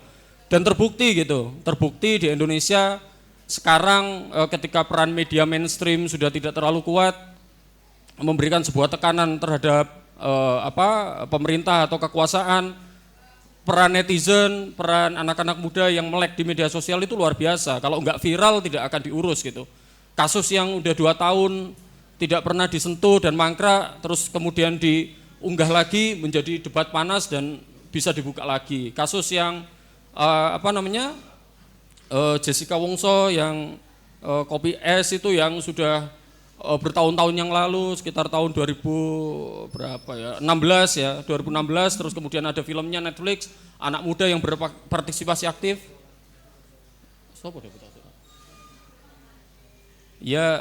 David Ozora yang dipukuli, lalu anak-anak muda lewat media sosial melawan dan mempermasalahkan itu, sampai ada kata-kata no viral no justice gitu ya. Nah disitulah peran anak muda gitu loh. Tetapi masalahnya apakah anak muda bisa konsisten berada di jalur seperti itu? Nah ini yang menjadi pertanyaan gitu. Karena di media sosial kita sangat mudah ditemui buzzer-buzzer politik yang memang menghambanya itu pada bohir gitu. Bohir, pada uang, cuan gitu ya. Kita banyak anak-anak muda yang mengolok-olok buzzer dan lain-lain. Tapi ketika melihat berapa sih ongkosnya buzzer? Ada satu buzzer terkenal di Indonesia yang saya tidak menyebutnya namanya, tapi saya tahu bahwa dia menerima uang 50 miliar kontraknya gitu. Ketika anak muda melihat buzzer seperti itu, ngecek-ngecek, kamu buzzer, tapi kemudian ditawari, kamu mau nggak 50 M? Ya mau gitu. Artinya idealisme politik atau punya nggak kita sebuah sikap yang idealis gitu dalam memperjuangkan apa yang kita percayai gitu. Nah gerakan-gerakan anak muda yang seperti ini yang luar biasa menurut saya, karena belum terinfiltrasi oleh berbagai macam kepentingan gitu, terutama uang gitu. Ada semangat murni yang luar biasa, dan itu banyak terjadi di negara-negara yang sudah berhasil melakukannya, misalnya di Mesir, di Serbia, di Georgia, di Ukraina, di Hong Kong dan lain-lain, itu sudah banyak terjadi. Dan ketika kita dengan kekuatan kita sebagai anak muda di media sosial, kita menjadi pressure group yang solid, yang tidak mudah terombang-ambing. Nah, itu akan luar biasa. Tetapi sayangnya kalau misalnya autokritik, karena saya juga masih muda, kadang anak-anak muda itu banyak disibukkan oleh hal-hal yang kurang substansial gitu ya. Misalnya perdebatan soal gosip, misalnya ada orang dipanggil mbak tersinggung, aku bukan mbakmu gitu. Atau ada yang tersinggung karena hal-hal yang tidak terlalu penting dan sepele gitu. Nah itu banyak perdebatan-perdebatan di media sosial yang debatnya seperti itu gitu. Makan nasi padang pakai sendok terus berantem harusnya pakai tangan dan lain-lain, itu banyak yang terjadi seperti itu. Nah seandainya potensi anak muda itu yang luar biasa itu digunakan untuk sebuah pressure politik yang luar biasa, hasilnya pasti akan luar biasa gitu. Sehingga anak-anak muda yang masih memiliki pemikiran yang murni, memiliki hati yang jernih, itu bisa memberikan sebuah perimbangan opini yang luar biasa atas buzzer-buzzer yang sudah memang dibayar oleh kakak-kakak pembina atau bohir-bohir yang memang disiapkan untuk memberikan sebuah alternatif gagasan atau untuk mengarahkan opini pada sebuah subjek tertentu. Nah seperti itu, semakin banyak anak muda kelas menengah, kelas terdidik yang sadar dan melek politik dan masih menggunakan hati nuraninya untuk kepentingan-kepentingan yang lebih murni, saya kira harapan itu masih ada gitu Mbak. Terima kasih. Oke, harapan itu masih ada. Melihat pemilu 2024, apakah anak muda ini hanya difungsikan suaranya saja atau gagasannya? Gimana tanggapan dari Mbak Feria?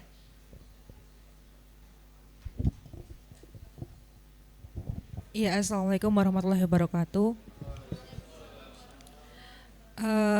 Terkait apakah anak muda dimanfaatkan suaranya atau gagasannya juga gitu. Mungkin tadi sudah dijelaskan sama pemantik dan panelis yang lain. Tapi di sini saya menyoroti terkait aspek pemuda dalam hal ke pemudinya gitu. Kalau tadi kan sudah banyak yang menyoroti terkait aspek-aspek secara umum ya. Tapi kalau aspek-aspek apakah pemuda ini dimanfaatkan atau tidak, nah mungkin bisa kita lihat fungsi-fungsi atau partai-partai pengusung yang mana mereka ya mendulang suara melalui pemuda itu. Karena kalau kita lihat datanya, data yang dari DPT ya, dari DPT sendiri terkhusus DPT Jawa Timur per 14 Februari 2023, daftar pemilih perempuan itu berjumlah 15.907 sekian, sedangkan pemilih laki-laki itu 15.400 sekian gitu.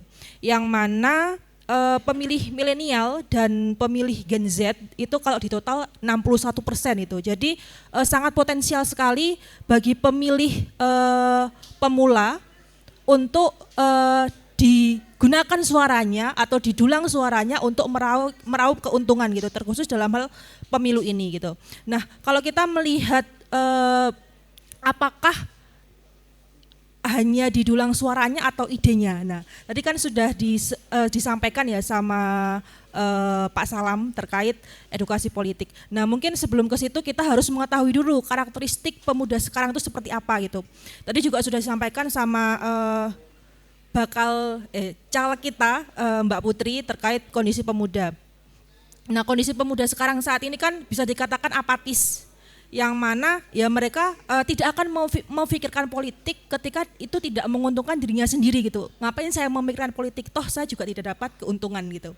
Nah, di sisi lain aktivitas media sosial yang mereka lakukan setiap hari, scroll IG, scroll TikTok, terus scroll yang lain, mereka kan tidak mampu memfilter informasi-informasi yang masuk.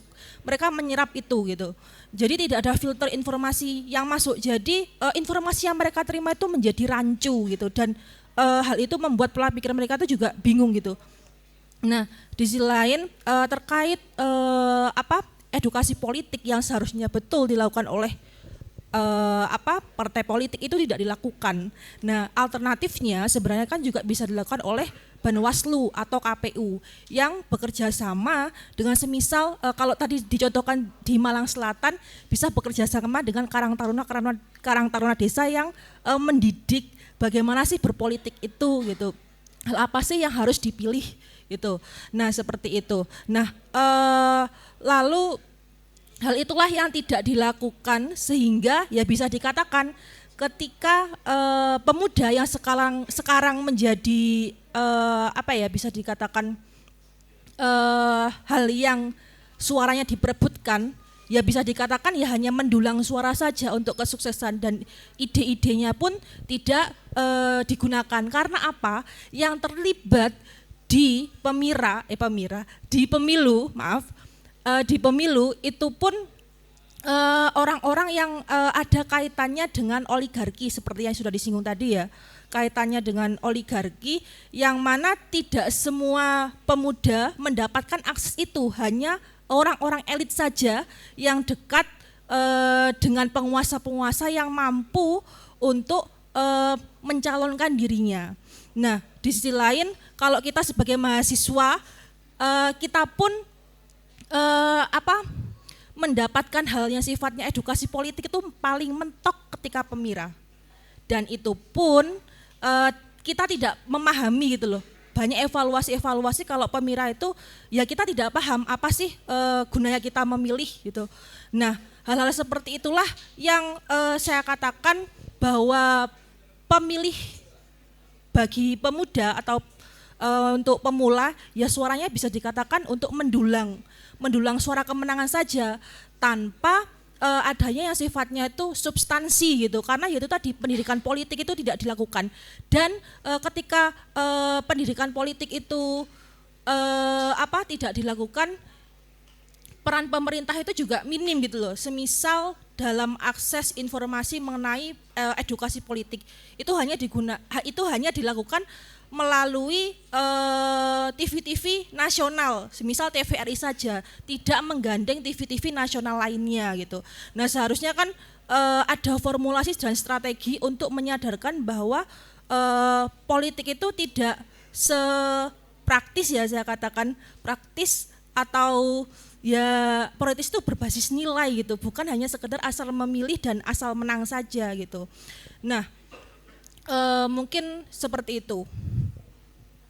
Oke, semakin kesini generasi muda dituntut menjadi generasi yang tangguh menghadapi politik yang ada di Indonesia saat ini. Mari kita dengarkan tanggapan dari Mas Faji. Terima kasih kepada pemandu acara. Assalamualaikum warahmatullahi wabarakatuh. Dari tadi kita sudah banyak mendengarkan ya, banyak paparan yang cukup menarik menurut saya. Cuman saya ingin membuka dan saya ingat kembali apa yang dikatakan oleh pendiri bangsa kita Bung Karno. Dia bilang bahwa kita cukup butuh 10 pemuda, maka dia akan guncang dunia. Itu yang kita ingat baik di bangku kuliah maupun di warung kopi gitu ya. Tapi situasi politik hari ini berubah. Redaksi itu berubah. Sekarang yang dikatakan adalah cukup 1 Gibran saja, maka situasi Indonesia akan berubah. Nah, jadi udah nggak berlaku lagi 10 pemuda itu. 1 Gibran saja, Indonesia itu berubah. Mulai dari MK itu akan berubah. Kemudian nanti penyelenggara pemilu pun juga akan berubah. Kita jujur saja, politik itu nggak usah terlalu dikemas. Tadi mana kawan Gibran tadi itu? Ini untung nggak ada kawan Gibran ini. Jadi memang apa yang dikatakan oleh pemantik Mas Azmi, apakah ini adalah oligarki? Saya katakan yes, ini oligarki. Tidak mungkin bukan oligarki. Apa kepentingannya Jokowi? Kemudian dari menata, ternyata kita memahami ya juga. Politik ini merancang semuanya. Mulai dari hakim yang dijadikan adik ipar misalkan. Apakah itu kebetulan? Enggak ada yang kebetulan dalam politik. Kita tahu bagaimana siapa yang merancang Jokowi mulai dari Solo dan orang yang sama merancang Gibran hari ini. Jujur aja kita katakan. Saya cukup menarik mendengar misalkan Mas Greni sebagai caleg muda. Kita semangat lah. Ternyata keterwakilan muda ini harapan itu masih ada lah. Seperti tema ini. Mas Greni menjelaskan bagaimana kondisi di lapangan. Bagaimana pemuda ternyata atau anak-anak muda itu mereka menerima politik itu tidak lebih dari sekedar bagaimana dinilai dengan uang atau rupiah. Kurang apa Mbak Putri sebagai caleg dari salah satu partai di Dapil 5 dibandingkan dengan Gibran? Dia memahami bola. Walaupun dia tidak bilang, saya bisa simpulkan dia fans Arsenal. Misalkan. Itu saya simpulkan itu. Nah, kurang apa? Kurang satu saja, dia bukan presiden. Nah, itulah kondisi politik kita hari ini. Jadi kawan-kawan yang saya hormati, termasuk kawan Gibran di sebelah kanan saya. Jadi mungkin sebelum keputusan MK itu keluar, kita masih punya semangat yang luar biasa bahwa kita punya kesempatan yang sama gitu. Kita masih punya peluang yang sama gitu. Tapi ketika Gibran muncul sebagai wakil presiden cawapres daripada Prabowo, maka kesimpulan itu menurut saya berubah dan bergeser. kita tidak lagi memiliki kesempatan yang sama. Karena kesempatan itu hanya dimiliki oleh anak-anak penguasa negeri gitu. Kalau Mbak Putri tidak berasal dari keluarga presiden, ya saya berpikir mimpinya cukup di Kabupaten Malang sajalah. Kurang lebih seperti itulah. Jadi kawan-kawan,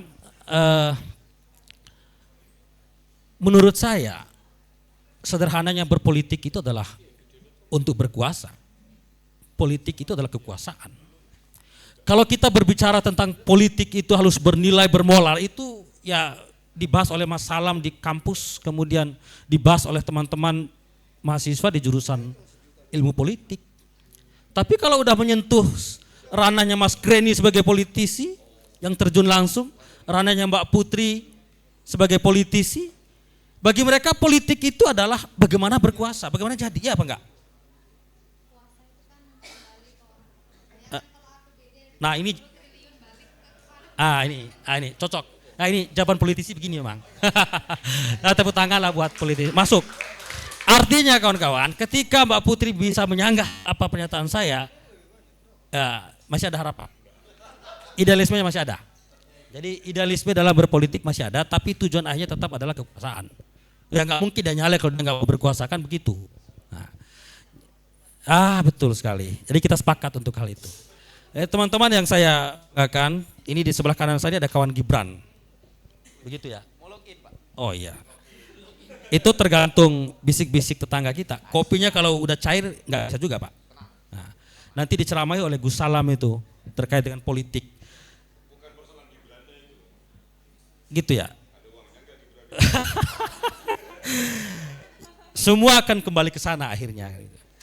Teman-teman yang saya hormati, ini sudah malam, jadi saya tidak panjang kali lebar ya. Apa yang ingin saya sampaikan, ya saya juga akan menggunakan bahasa sesuai dengan Sumpah Pemuda. Dalam putirnya adalah bahasa yang sama, bahasa Indonesia biar efisien. Jadi teman-teman, kembali lagi kita berbicara tentang politik yang bermoral dan politik yang memiliki nilai. Saya tadi tertarik mendengar apa yang disampaikan oleh Mbak Putri ketika ditantang oleh konstituennya bahwa bisa nggak Anda membuktikan dulu sebelum Anda jadi.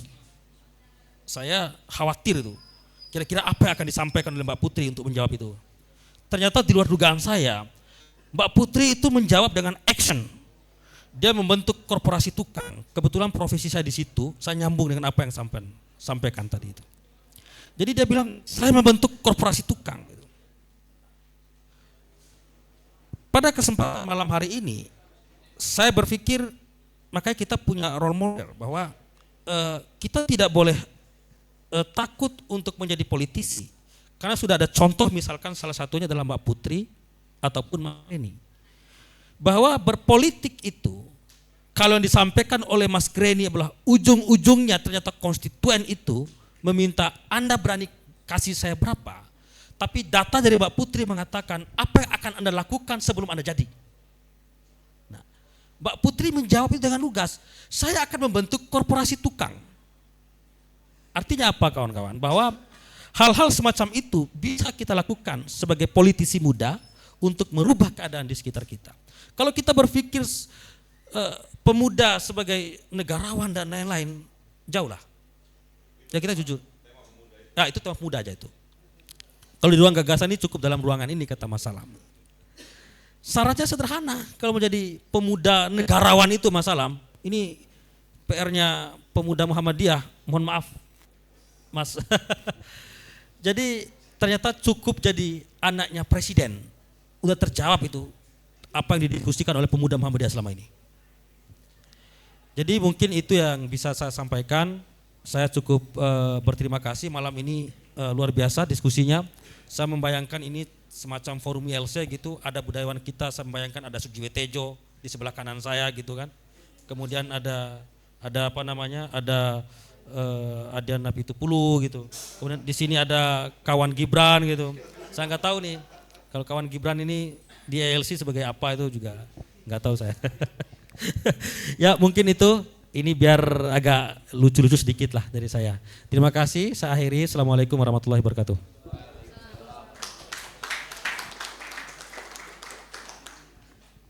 cukup menarik yang disampaikan oleh Mas Haji.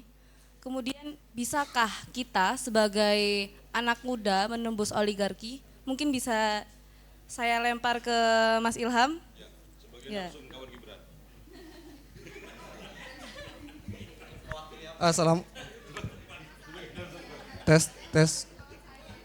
Assalamualaikum warahmatullahi wabarakatuh. Ekonomis dari Amerika, Richard Wolff berkata bahwa dalam pemilu yang borjuis, rakyat tak ubahnya kumpulan domba yang diberi opsi memilih binatang buas mana yang akan memakan mereka. Nah, kalau bicara money politik, tadi kan sudah ada pembahasan money politik. Dalam konteks saya melihat apa yang terjadi di masyarakat, di lingkungan saya, atau di lingkungan mungkin karena saya memilihnya biasanya di Mojokerto, di tempatnya mertua saya. Bagi saya, mereka menerima uang money politik itu sebagai bagian dari perlawanan mereka terhadap politisi. Ya memang harus diambil. Kenapa nggak diambil? Toh janji apapun yang diberikan, itu entah akan tercapai atau enggak, tapi biasanya enggak tercapai. Jadi kalau saya ditanya sama keluarga saya, Mas ini dapat ini, udah ambil yang paling gede. Tak bilang gitu. Kenapa? Menurut saya itu bagian dari perlawanan. Contoh kayak gini, ada seorang calon kepala desa, dia memberikan janji, oke, nanti kalau saya terpilih nanti di jalan bagian depan ini saya paving semua. Ketika dia sudah terpilih ya nggak dipaving-paving. Karena masyarakat di Sirut mau makan janji itu gitu. Nah, daripada makan janji itu ya udah ambil di depan aja gitu. Itu bagian dari perlawanan. Kenapa? Yang salah kan saya nggak bisa menyalahkan publiknya. Saya juga nggak bisa menyalahkan politisinya. Regulasinya sudah ada, regulasinya ditegakkan nggak? Ditegakkannya pilih-pilih. Ya udah rakyat juga harus punya ya bagi saya rakyat ya udah itu bagian dari perlawanan mereka. Kalau mereka dikasih janji, janji itu loh belum terpenuhi. Sudah ada amplop uang depan mata, ambil aja sekalipun itu hanya cuma cukup buat beli kopi atau beras berapa kilo gitu. Menurut saya itu bagian dari perlawanan yang harus dilakukan dan pusat ya PUSAD, pusat dari Surabaya itu barusan bikin survei yang dilakukan pada September hingga awal Oktober. Yang segmennya itu kalangan anak muda.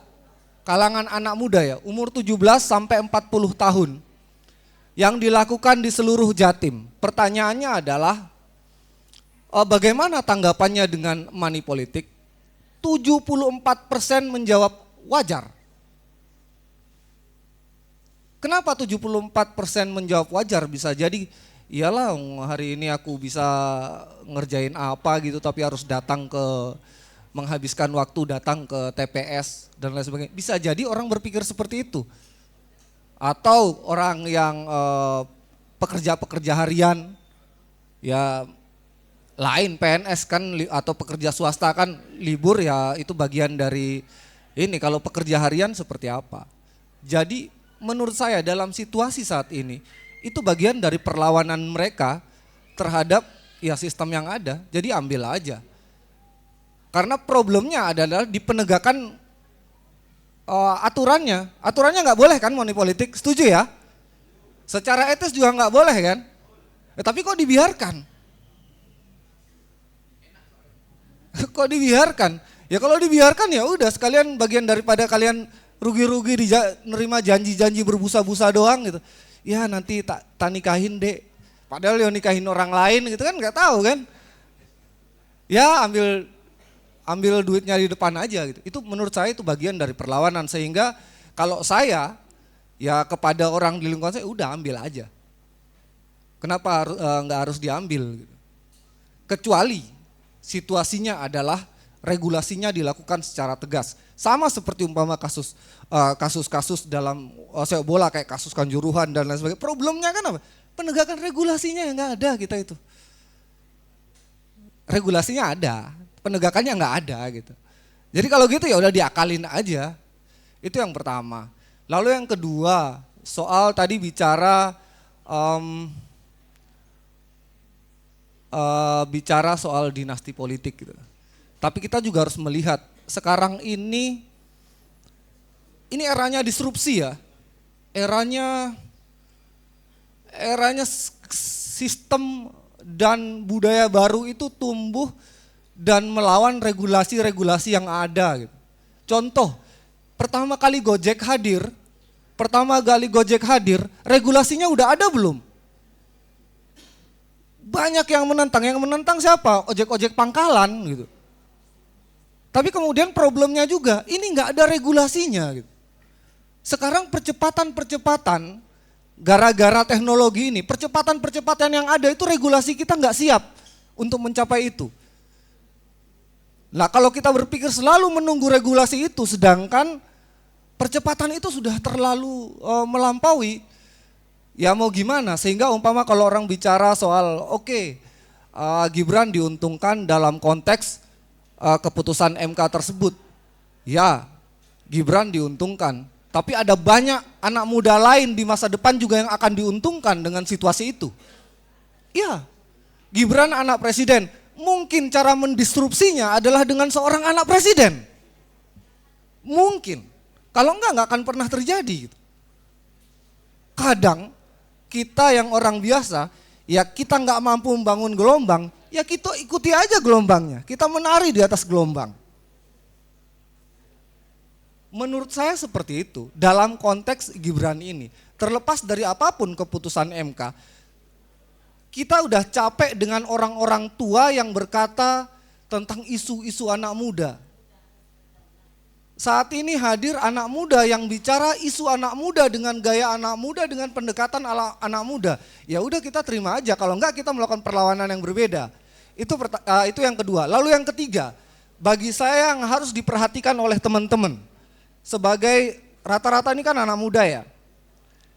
Pilihlah partai yang menurut saya mengusung beberapa hal tentang isu anak muda hari ini.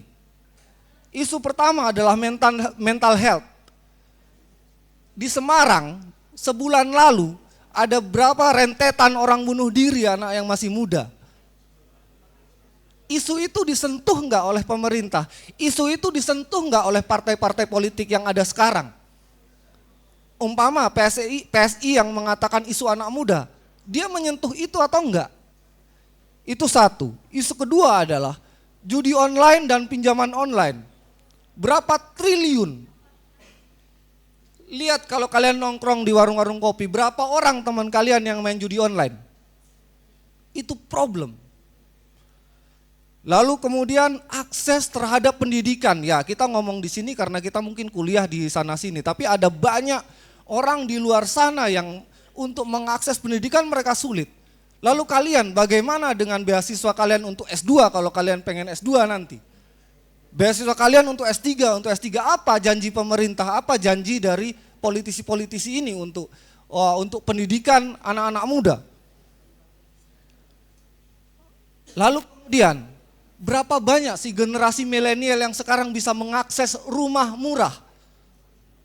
Isu itu siapa yang menjangkau? Ada enggak partai politik yang menjangkau beberapa isu-isu yang anak muda itu? Ini terlepas siapapun yang memberi isunya. Entah itu partainya tua, entah itu orangnya tua. Tapi ketika isu-isu ini diangkat, maka aku pikir kita perlu mempertimbangkan partai-partai tersebut.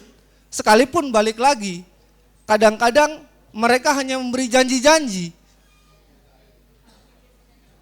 Tapi setidaknya kalian patut memberikan perhatian ke beberapa partai yang benar-benar mengusung isu-isu anak muda, isu-isu berapa hal yang saya bicarakan tadi. Lalu kalau soal realita seperti apa yang dialami Mas Greni mau bicara soal visi, misi dan lain sebagainya.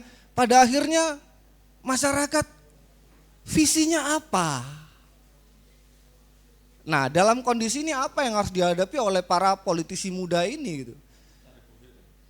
Ya cari bohir mungkin.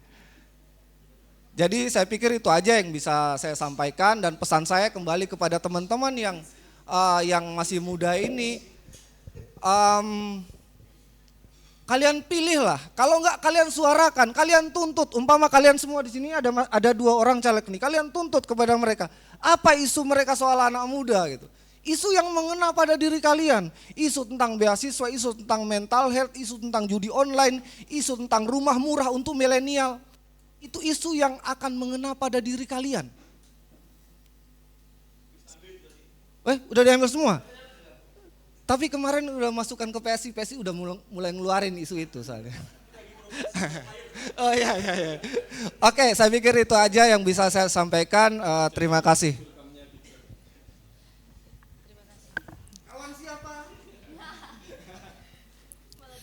Menyoroti isu anak muda. Oke, kita dengarkan dulu tanggapan dari Mas Akin.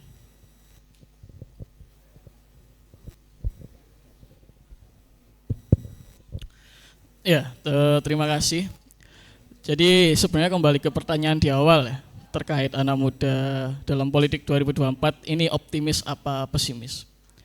Sejujurnya di awal saya pesimis. Ketika pendiskusian anak muda ini hanya sebatas, ya kebetulan 50% lebih ya pemilih besok 2024 ini terdiri dari anak muda. Artinya anak muda hanya diposisikan sebagai ya ceruk yang bisa diambil sebatas pemilih suara saja. Nah artinya kalau kemudian pendiskusian ini bertahan hanya dalam batasan seperti itu, maka pola yang sama akan terulang. Entah 20 tahun lagi berganti temanya, orang tua, karena kebetulan yang memilih, banyak pemilihnya orang tua. Atau nanti berubah lagi. Nah kalau kemudian pendiskusian masih sebatas itu, saya pesimis terhadap anak muda. Tapi karena melihat tadi ya dialektika di ruang gagasan ini ya, banyak yang kemudian bertukar ide. Itu yang membuat saya menjadi optimis bahwa anak muda mulai memiliki harapan besar di tahun 2024 nanti, terkhusus dalam konteks politik. Nah, cuman ada beberapa poin yang menurut saya terlepas dari anak muda ya, ini yang menjadi vital bagi perbaikan politik Indonesia, terkhusus dalam pola rekrutmen dan pendidikan politik. Bagi saya anak muda itu enggak hanya sebatas usia ya, 17 tahun atau sampai 45 tahun. Mungkin secara usia itu muda. Tapi yang menjadi identitas anak muda itu ya idealismenya, keberaniannya. Walaupun di sisi lain karena keberanian dan idealisme itulah yang membuat anak muda ini kadangkala godaannya juga terlalu berat. Karena yang posisi yang masih muda dan tidak banyak anak muda yang ya katakanlah karena politik ini biayanya mahal ya, itu memiliki kekayaan yang cukup untuk membiayai politiknya sehingga perlu ya kesana kemari lah. Nah itu kan godaan-godaan. Begitupun karena masih muda, prospek politik kedepannya kan masih panjang. Dengan bertemu satu orang atau kalau dalam partai politik biasanya yang lebih senior ini kan lebih diagung-agungkan. Oh kamu tak ACC tapi nanti seperti ini. Nah ini godaan bagi anak-anak muda juga. Jadi selain keberanian itu, kadangkala godaannya juga terlalu berat bagi anak muda. Beda dengan yang udah orang tua ya, yang udah berpengalaman panjang di dunia perpolitikan. Mungkin karena jejaring udah banyak dan pondasinya udah cukup kuat, mau digebuk kanan kiri masih tatak. Nah anak muda ini kan belum tentu seperti itu. Walaupun seharusnya dia punya nyali yang besar ya, punya keberanian yang besar. Itu satu hal. Nah di sisi yang lain, dalam membingkai politik 2024, hari ini kan memang banyak calon, entah itu eksekutif ya maupun di legislatif itu yang terdiri dari anak muda. Bagi saya membingkai anak muda dalam konteks politik 2024 tidak cukup hanya sampai di siapa yang mencalonkan. Karena harusnya banyak ruang-ruang politik yang bisa dimasuki oleh anak muda.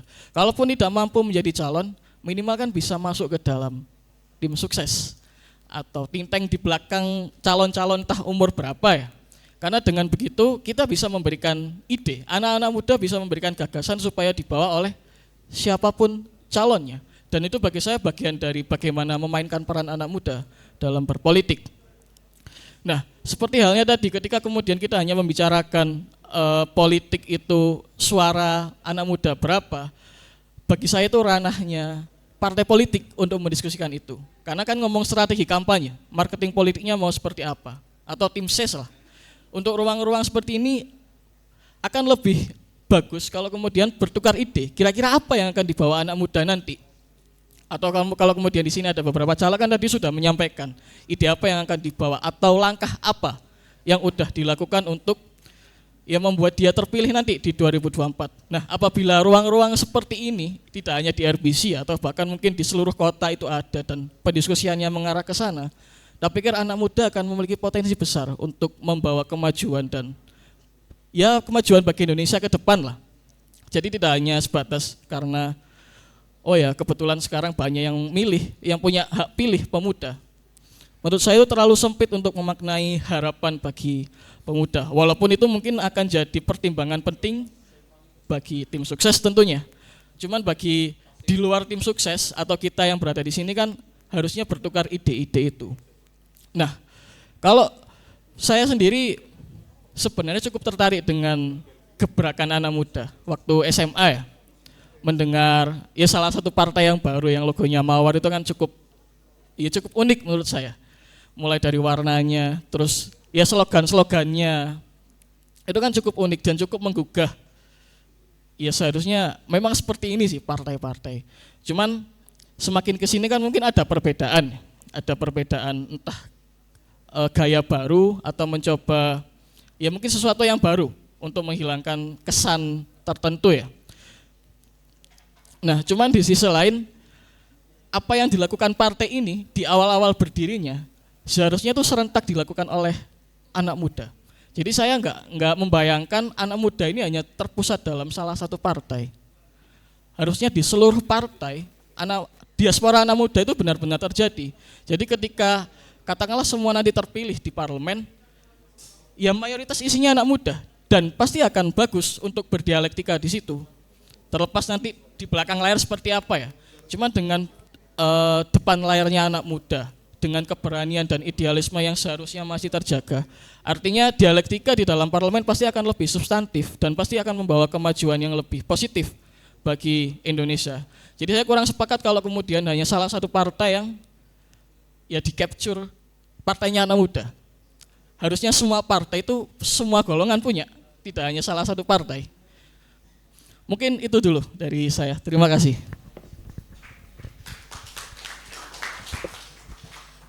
Sebelum kita beralih ke tanggapan dari 1000 anak muda di depan kita, ya para panelis, kita ke panelis terakhir, tuan rumah, kepada Mbak Ayu dipersilahkan. Oke, terima kasih. Sebenarnya tuan rumahnya loh, nggak ada. Di belakang sini tadi Mas Subhan Setawara. Baik, saya mewakili dari RBC ya. Assalamualaikum warahmatullahi wabarakatuh. Masih semangat ya teman-teman ya. Alhamdulillah. Meskipun kayaknya dari tadi pembahasannya juga tentang kawan Gibran doang ya. Coba kawan-kawan yang lain bersuara ya setelah ini. Atau sahabat apa gitu. Aman aja ya. Oke. Kawan-kawan yang lain habis ini bersuara ya, wajib. Nah, tapi memang kalau berbicara tentang anak muda, emang sekarang yang muncul tuh ya yang apa ya, jiwa-jiwa mudanya agak nampak ya memang pasangan Prabowo dan Gibran ya. Karena emang Gibran muda dan Prabowo akhir-akhir ini meskipun udah tua secara usia, tapi di media sosial tuh gerak-geriknya seakan-akan anak muda gitu, iya gak sih? Sampai muncul di keywords beberapa hari ini yang tren itu Prabowo gemoy. Kawan Gibran asik, kayak gitu-gitu ya. Jadi keduanya apa ya, menunjukkan bisa ya meraih simpatisan anak muda gitu. Karena memang ya itu tadi Gibran muda dan Pak Prabowo nggak tahu kenapa bisa dengan sangat mudah ya mengubah yang dulu Pak Prabowo itu kan terkenalnya tegas, kemudian jenderal itu kan yang sangat pemberani dan keras gitu, tapi sekarang lebih gemoy gitu, gemoy gitu ya, bahasanya gemoy. Tapi teman-teman memang sebagai anak muda kita memang harus memastikan ya bahwa tokoh-tokoh para politisi yang kemudian muncul sebagai anak-anak muda ini apakah memang bisa mewakili aspirasi kita sebagai anak muda atau memang hanya mencari suara anak muda saja gitu. Itu yang memang harus benar-benar kita cari tahu. Makanya kenapa jangan sampai Pilpres kemudian Pileg 2024 ini hanya diwarnai dengan dramanya para koalisi dan bapernya para politisi gitu. Terus gagasannya mana? What's the point gitu ya. Kalau kata Cinta Laura gitu. gitu. Jadi banyak sekali isu-isu yang berkaitan dengan anak muda yang memang harus kita diskusikan setelah ini. Teman-teman bisa melempar pertanyaan ataupun gagasan, karena apa sih yang bisa kita lakukan sebagai anak muda? Ya kita harus membreakdown apa sih kebutuhan dan harapan kita, teman-teman.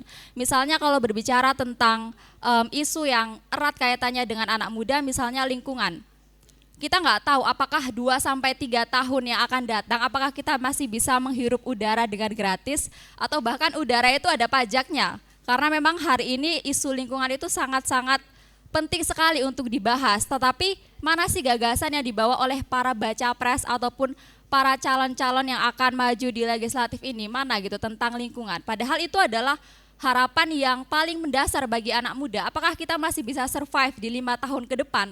Jangankan 5 tahun ya, jangan-jangan 3 tahun ke depan kita udah harus pakai, kalau kayak di SpongeBob itu oksigen ya, bawa oksigen kemana-mana. Dan itu kan namanya udara yang harus kita bayar, padahal itu adalah hak kita untuk bernafas dan hidup dengan aman dan nyaman gitu. Kemudian selain itu adalah kebebasan berpendapat. Kalau beberapa hari yang lalu sempat gempar Kiki Saputri yang merosting Ganjar Pranowo, kemudian di-cut ya, dan marah-marah sampai kemudian trending. Itu kita secara nggak langsung melihat bagaimana kebebasan berekspresi dan pendapat itu dan berpendapat benar-benar dibungkam. Dan itu yang harus kita suarakan, teman-teman, sebagai anak muda. Jangan sampai kita salah memilih, ya kan. Kita sudah bisa melihat track record dari para calon. Kalau teman-teman melihat atau pernah mengunjungi website namanya bijakmemilih.id, di situ ada kita bisa mereview gitu partai politik. Semua partai politik di situ ada, mulai dari asal usulnya, kemudian sejarahnya, ideologinya, sampai kepada calon-calon yang dicalonkan di 2024 itu bisa dilihat track recordnya. Termasuk apakah dia pernah dipidana, apakah partai ini pernah mengalami isu gratifikasi dan lain sebagainya. Itu kita bisa melihat loh, dan itu sangat transparan. Mereka anak-anak muda yang kemudian sudah mulai, bahkan bukan pesimis ya, kalau tadi pertanyaannya apakah optimis atau pesimis, bahkan mereka itu frustasi. Jadi ada riset, kalau teman-teman mengetahui riset dari British Council Research itu mengatakan bahwa anak muda itu sebenarnya nggak apatis kok, anak muda bahkan frustasi. Karena 2 periode ke belakang, terutama ini risetnya di Indonesia ya, 2 periode ke belakang kita memilih orang tetapi tidak ada impactnya ke kita gitu. Padahal standpointnya adalah ketika mereka yang berbicara dan mengatakan bahwa mereka mewakili anak muda, itu ya harusnya bisa membawa perubahan. Makanya anak-anak muda frustasi, kemudian mereka lebih percaya kepada kelompok-kelompok kecil yang mereka bangun sendiri, komunitas-komunitas kecil yang kemudian membawa perubahan.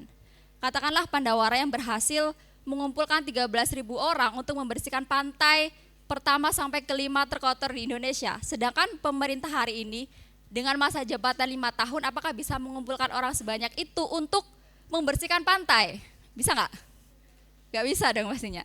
Gitu. Jadi itu yang harus kita bicarakan pada malam hari ini. Setelah ini mungkin teman-teman bisa mengajukan beberapa gagasan ataupun isu yang bisa kita bahas bersama-sama. Nah kemudian yang terakhir adalah menariknya teman-teman, banyak sekali narasi tentang anak muda ya. Anak muda kemudian menyuarakan aspirasi anak muda, tetapi yang kita lihat di media sosial justru orang-orang tua yang merasa masih muda. Orang-orang tua yang merasa masih muda, mereka menganggap bahwa anak-anak muda itu bisa diraih ketika mereka melihat sosok sosok muda gitu. Jadi banyak sekali kalau kita lihat politisi yang kemudian mulai joget-joget di TikTok gitu kan. Apakah itu anak muda? Apakah itu menyuarakan aspirasi anak muda? Bukan gitu, itu bukan yang kita inginkan. Yang kita inginkan adalah pemimpin, entah itu usianya berapapun, entah itu muda, entah itu tua, berapapun usianya, ya mereka bisa menyuarakan aspirasi kita. Mereka peduli dengan masa depan kita. Kalau kata Menteri Keuangan, anak muda itu nggak bisa atau bahkan sulit untuk membangun rumah, ya apa gitu gagasannya atau idenya agar itu tidak terjadi. Nah, itu sih teman-teman yang mau saya sampaikan. Jadi bukan joget-jogetnya ya yang kemudian seakan-akan itu mudah banget atau menggunakan term-term anak muda gitu agar dilirik oleh para pemilih muda. Menurut saya bukan itu ya, bukan FOMO-nya di media sosial, tetapi gagasan dan juga ide yang dibawa oleh para para calon yang memang kita kawal gitu kan dalam prosesnya ini sebagai anak muda. Mungkin itu sih, jadi itu sih teman-teman, harapannya setelah ini kita bisa berdiskusi lebih jauh lagi, kita coba untuk membreakdown apa sih harapan dan juga kebutuhan anak muda di masa mendatang, dan juga mungkin ada para calon di sini yang bisa memberikan gambaran sebagai orang-orang yang akan menduduki kursi kekuasaan, kira-kira apa sih yang bisa dijadikan peluang gitu untuk mereka agar bisa itu tadi mewadahi aspirasi-aspirasi dari anak muda. Mungkin itu aja sih dari saya. Tetap joget-joget ya agar kita semua bisa gemoy. Thanks so much. Saya kembalikan ke Diva.